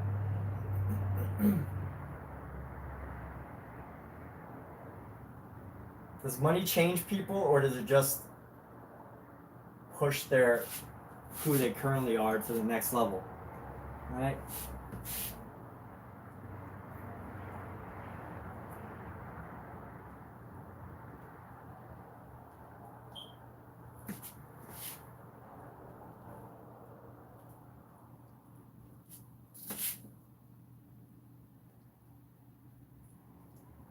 All right, so this painting is gone tomorrow. We're done with this today, so I should just like do as much as I can with it.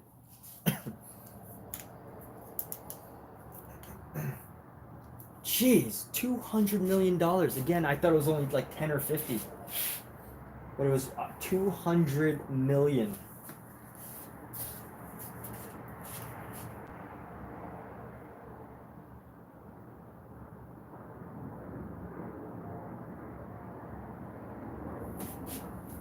Alexa, what is 200 million divided by 80? 200 million divided by 80 is 2,500,000. So 200 million divided by 80. If someone lives to 80 years old, they could spend $2,500,000 a year for 80 years. Now, obviously, you want to invest that. You know, I'm sure he could live off of $500,000 a year. So let's just say Alexa, what is 200 million divided by 500,000? 200 million divided by 500,000 is 400. 400 years. If you spent $50 million, if you spent $500,000 a year, you could spend it for 500 years if you had $200 million. 500 years. That's more than four. I said 4 generations earlier, but that's more like 100 generations, right? Is that math right? Generation. Alexa, how long is a generation? Alexa, how long is a generation? Generations vary in length, but a typical generation may be between 22 and 32 years long. All right, so I guess every generation, yeah, I mean, that's a lot of generations. $200 million is generational money. But that number could also have been exaggerated. I wouldn't be surprised if it was.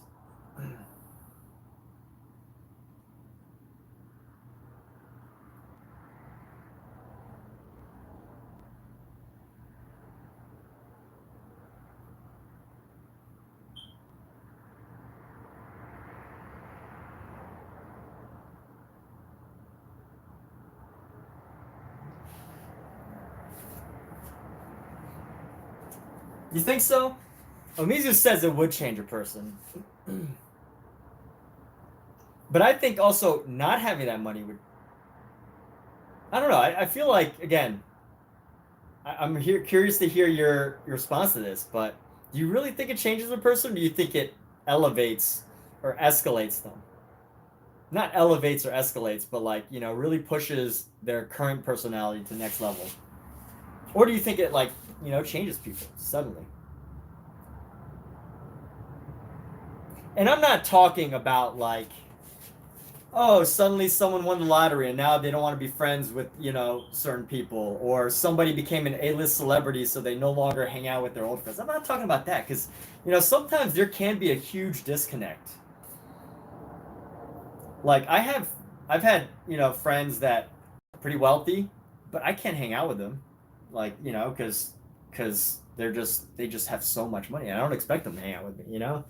I can't hang out with them all the time, but it's true though. It's like one of those things, you know. I don't expect them to, but it's like not like, you know, it's just like your circles change, and I don't necessarily feel as if that is like a bad thing, right? We all got to manage our circles, our friendships.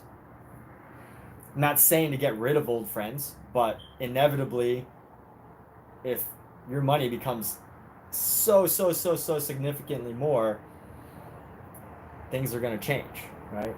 I guess you're going to have time to do other things. Like, so I don't mean that kind of change where, oh, they've changed. They made money. Now they've changed. They're no longer the same person. Because inevitably, it was probably who they already were, right? That anybody naturally will have different friend circles, have different ways of interacting, maybe feel like they have less to lose, or well, they have a lot to lose, but they're taking on risks. I don't know. I don't think that type of change is the same change that you're saying, where they become somebody totally different.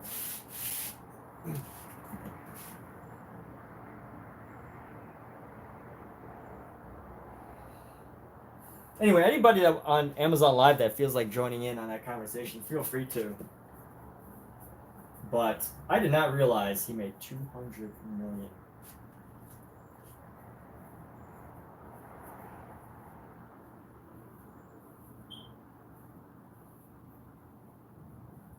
Do you know, Alexa, what is 1 billion divided by 365? Sorry, I didn't get that.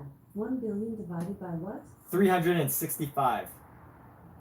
1 billion divided by 365 is 2,739,726.0274. And what is that divided by? Oh, I'm trying to do math here.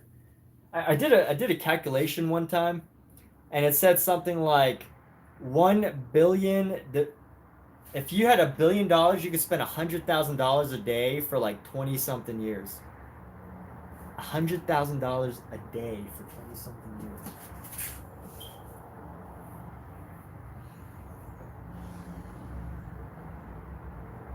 Alexa, what is 1 billion divided by 100,000?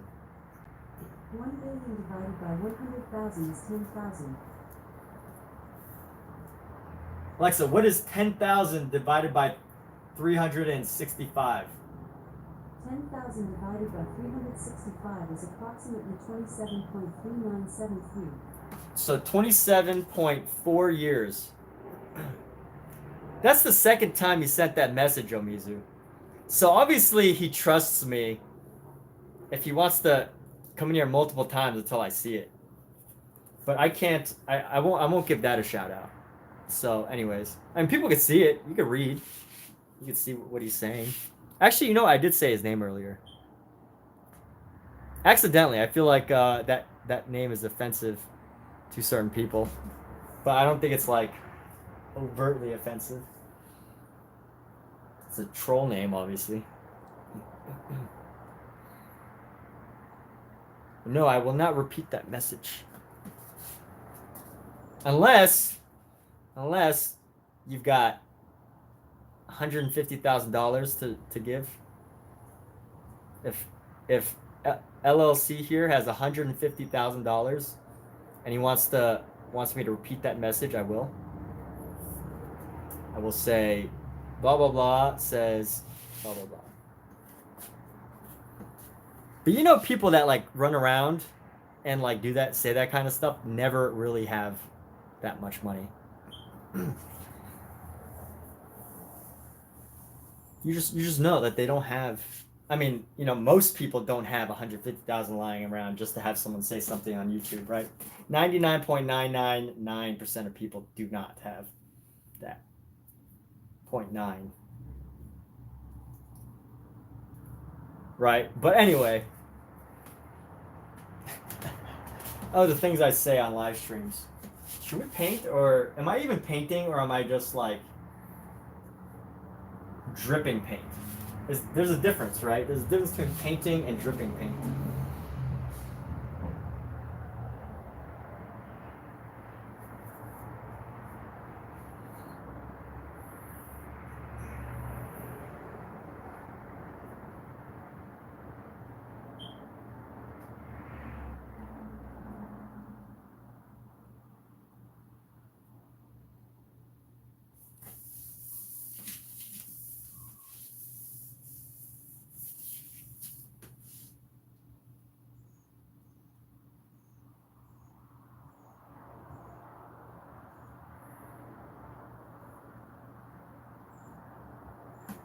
Yeah, I mean, who knows? I don't know what they're about. I don't know what's going on in their world. The world of anonymous trolling on the internet is wild.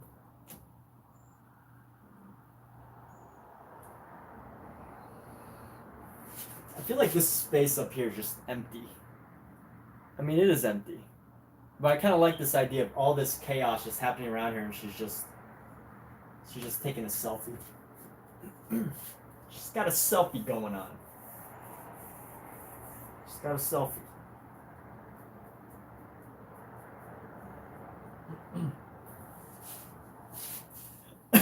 Oh, you know what I can do now? I can take a small brush and just draw little forms of people. So let's do that.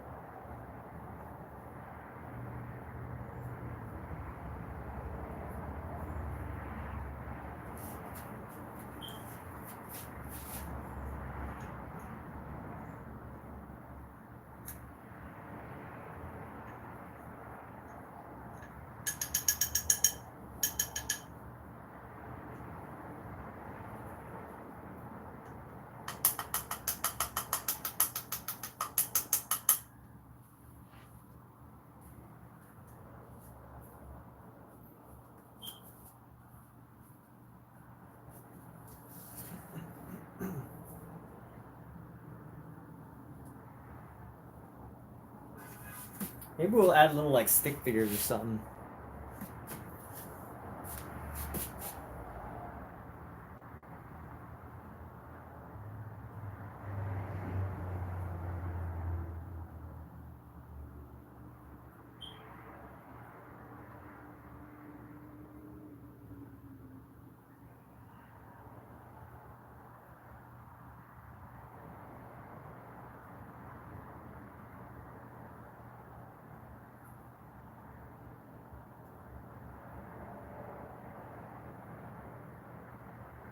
Draw stuff with no meaning here.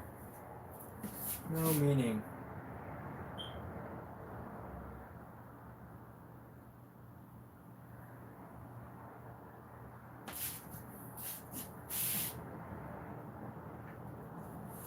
Switch our color here.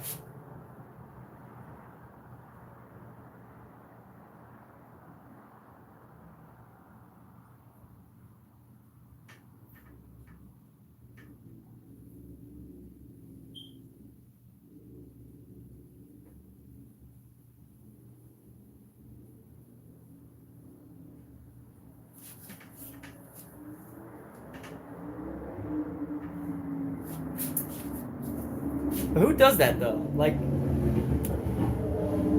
but really speaking though, like, you know, LLC over there. Who does that? Who goes into a stream twice in a matter of a few hours just to repeat the same exact message? They really want me to see it, or even say it, and it's very amusing.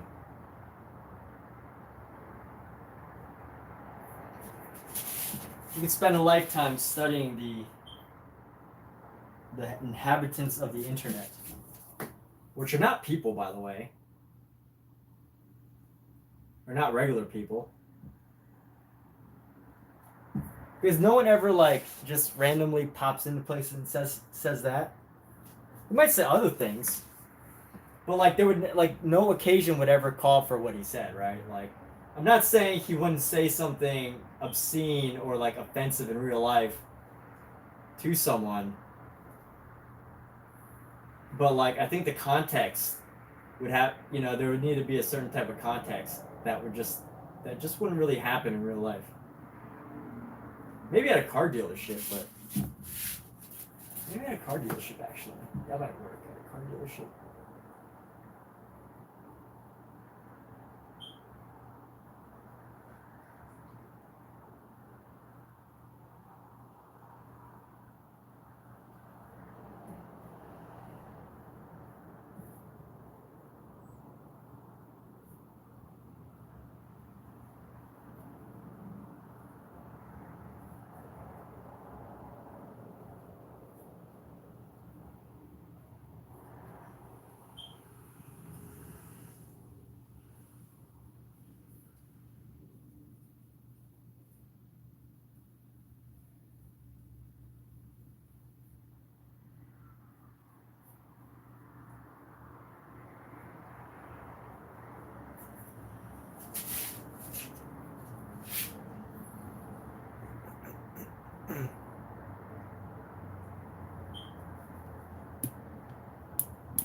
Yo, we got the Dugan in the house.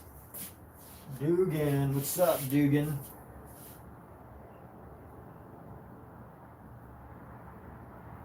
Let's interview Steve Dugan. How's it going? Everybody, welcome Steve Dugan. Steve Dugan, what's going on in your world? What's the most outrageous thing happening in your world here?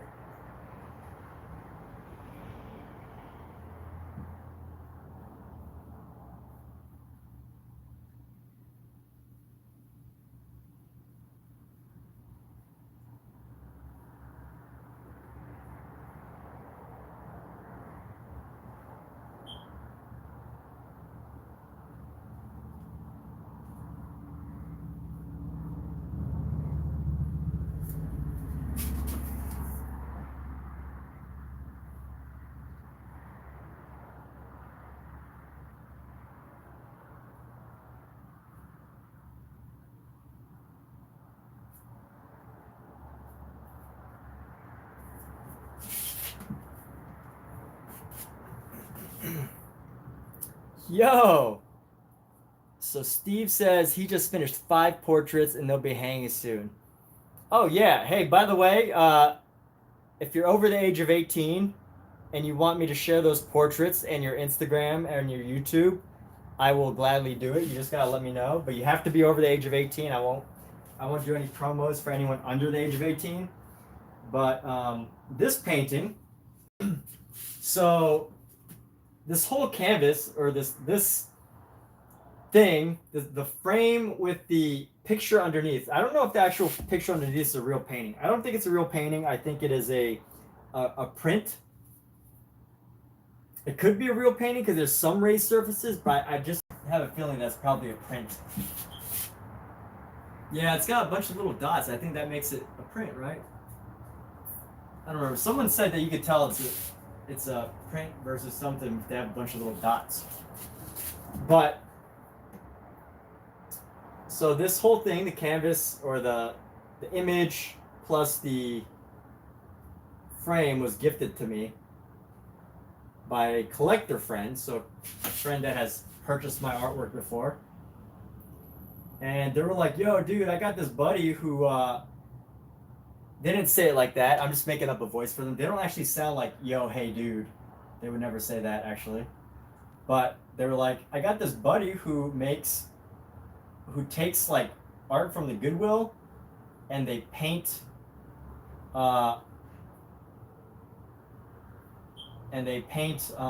dinosaurs on them, and they make a lot of money doing it. So they're like, dude, why don't you try something like that? I'll give you a huge canvas. And so they gave me this canvas, and I started out, but I was like, I can't just paint a dinosaur. Like, I'm not gonna do anything. That's not my shtick. I'm not just gonna paint a dinosaur. So I ended up painting his wife, who's also, you know, my girlfriend's friend. So collectors, friends, whatever. And I ended up painting her. And then one idea led to another idea, and this is what we've got. Yeah, hey, well, if you want, all you got to do is plug the social media channel, and we will make it happen.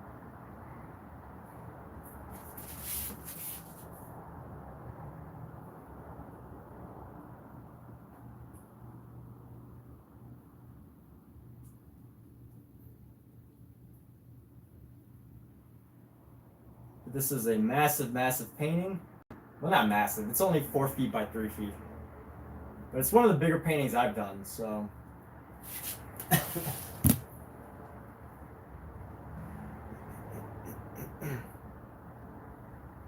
It's one of the bigger paintings I've done.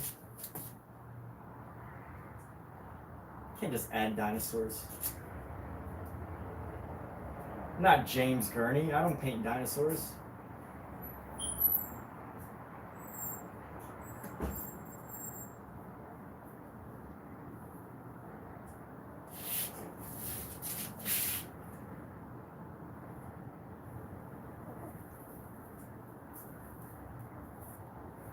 The organic green cluster. All right.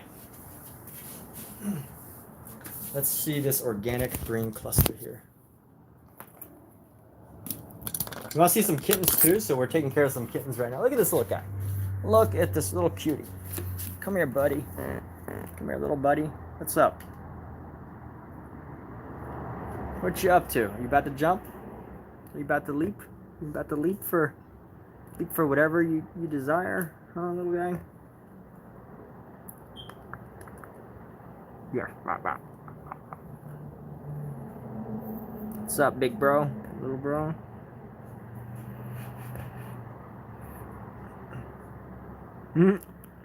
Got a bigger version of this guy, yes.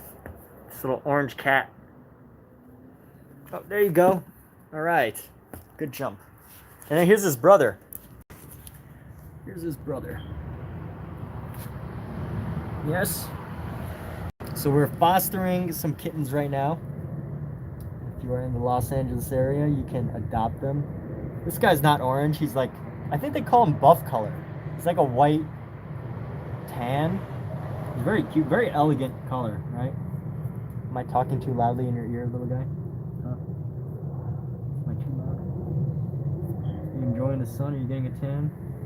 His little pink nose. Getting some good tannage. Huh? Alright, so you wanted to look at the little green cluster?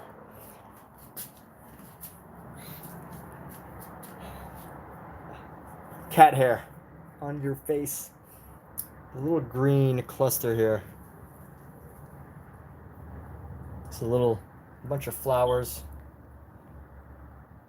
This is definitely a painting where if you look from a distance, it feels more modern. It's like, what is all this wild, this bizarre wild painting here? But it's called the selfie. You take selfies with this painting.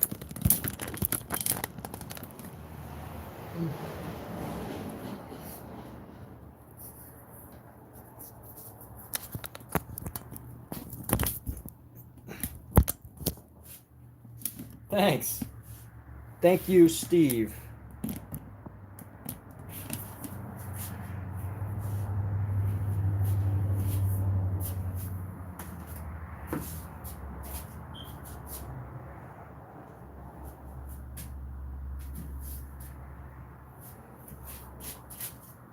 Oh, it's gonna take me an hour to get this cat hair off my face. Yeah, all right. Hey, well, thanks for popping in, Steve. Take care, dude.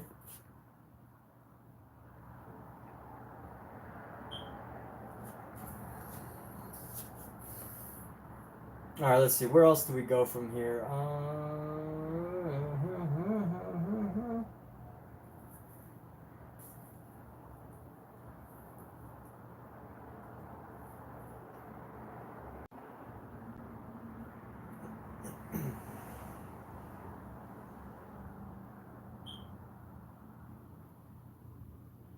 I don't want to call it done yet. I feel like I just want to keep working. I feel like I just want to keep working and doing stuff to this.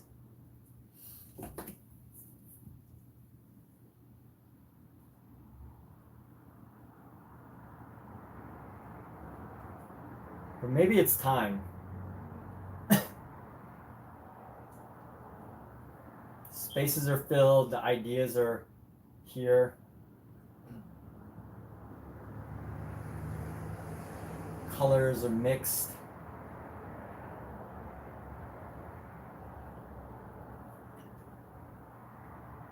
Got alien lettering. Oh, you know what I should have done? I should have made up like my own alien language here.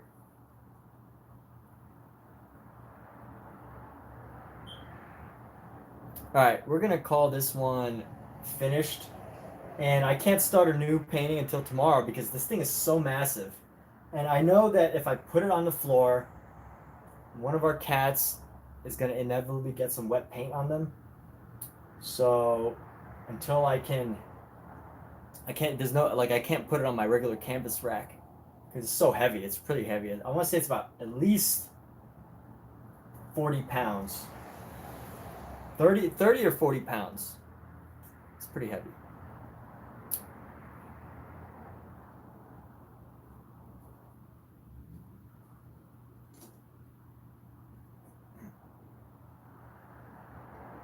So we're gonna call this a done. Let's call this finished. Let's wrap up for the day. Let's call it a finished for the day, everybody. We're done with this painting.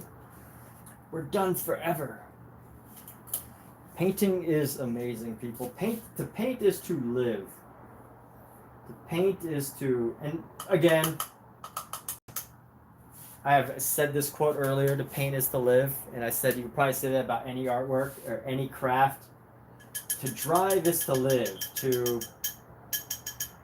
Mizu said, to use the bathroom is to live. To have cats is to live, right? You can say it about anything. But for me, I decided to make this about painting. To paint is to live. If you've gotten into painting before, you get it. If you haven't been into painting before, then now's the time. This is the sign. This is a sign from the universe that you should start painting. Physically, not digitally. No, don't do digital painting. I have this theory that AI is going to take over 90% of digital painters' work. 90% in the next 30 years. And when I say 90%, I mean, maybe it's probably only like 70, right? Somewhere between 70 to 90%. And what I mean by that is like the majority, more than 51% of artists, digital artists, can be replaced by AI art.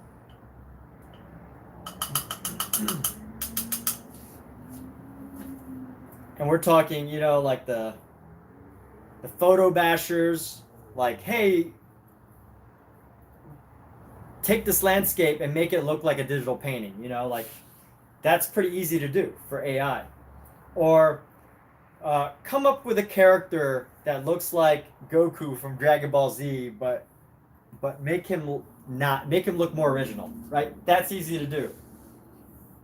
Come up with a new style of character like The Simpsons. That's fairly easy to do, right? Come up with like 10 designs for a sea otter that would make for a perfect sticker. That would be easy to do. Come up with 10 different logos.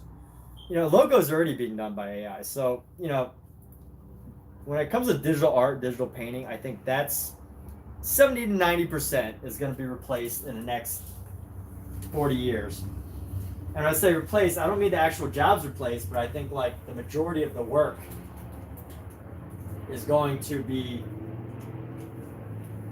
reduced. And that's why I think you gotta get in with the physical art, people. Physical art is going to be the last stand. Now I'm not saying artists can't like do both, right? But I'm not saying artists can't do both, but like the artists that are actually going to survive are the really, really, really, really, really talented and committed ones that make truly original ideas that require creativity and technical skill, which, you know, not everyone has. Myself included. Like I left digital art. So I started my art doing digital art, and you know I was studying for concept art. I was going to a digital art school. I was going to a digital painting, studying digital painting for concept art, and I was finally introduced to AI. I mean, first I started to get the hint, you know.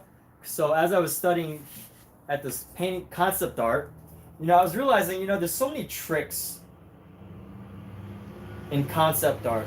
And when I say tricks, I mean like photo bashing. If you don't know what photo bashing is, you probably haven't studied digital art long enough, but basically, or at all. But photo bashing is basically, let's just say you want to paint a landscape. All you would do is you take a photo of a landscape that already exists. So either you took it or someone else took it. Maybe you stole it. I'm not saying that that's what you should do, but I am saying that some people might have done that. They might steal other people's photos, just like AI is, and they just paint over it. They trace it. They do digital artwork over it, and then basically all they're doing is they're just like making a sketched over version on top of a landscape. And that's photo bashing, pretty much. Or taking any sort of photo and combining them in different ways in digital art. Photos that already exist and make it look like a digital painting, that's photo bashing. So like, you know, that already existed. And I was like, I don't want to do that. I don't want to photo bash to get good at this. And then, you know, I sort of realized like it's so technical. Like that's why the real talented digital artists that make absolute perfection, they make so much, they're gonna do great. You know, they're very talented.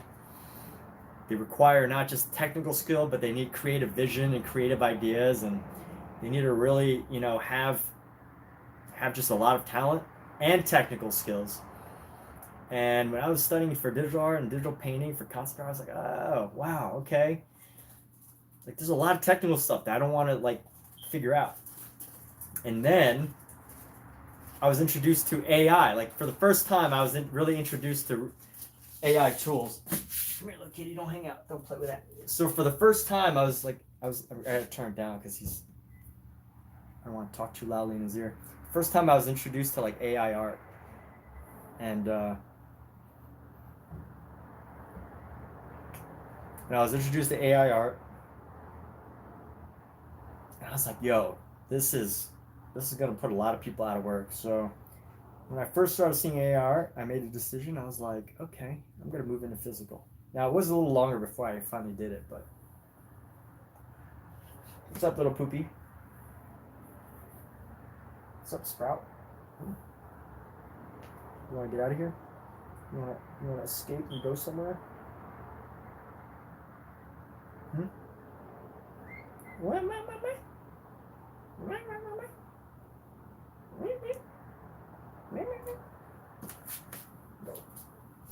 Put you in the bedroom.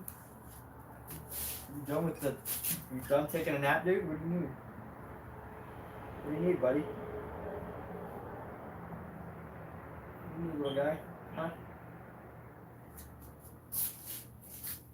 So why do I talk to my cats?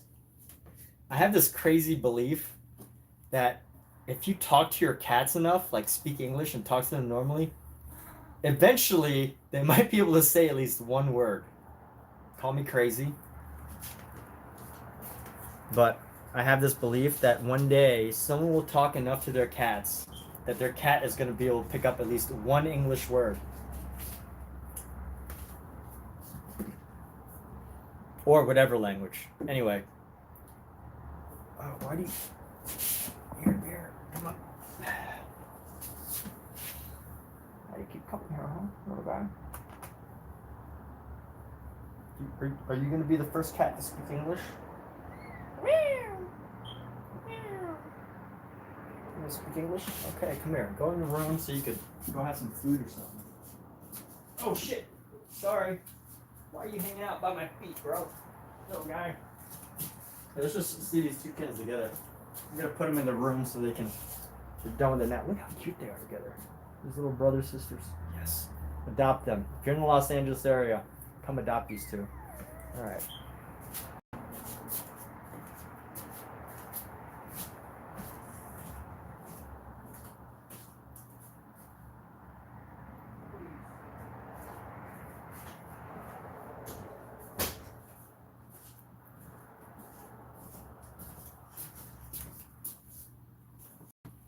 Alright. Start speaking cat. Okay. Yeah, you could either start speaking cat and start speaking English. Alright, well that's that. Take care, everyone. We're going to be wrapping this stream up.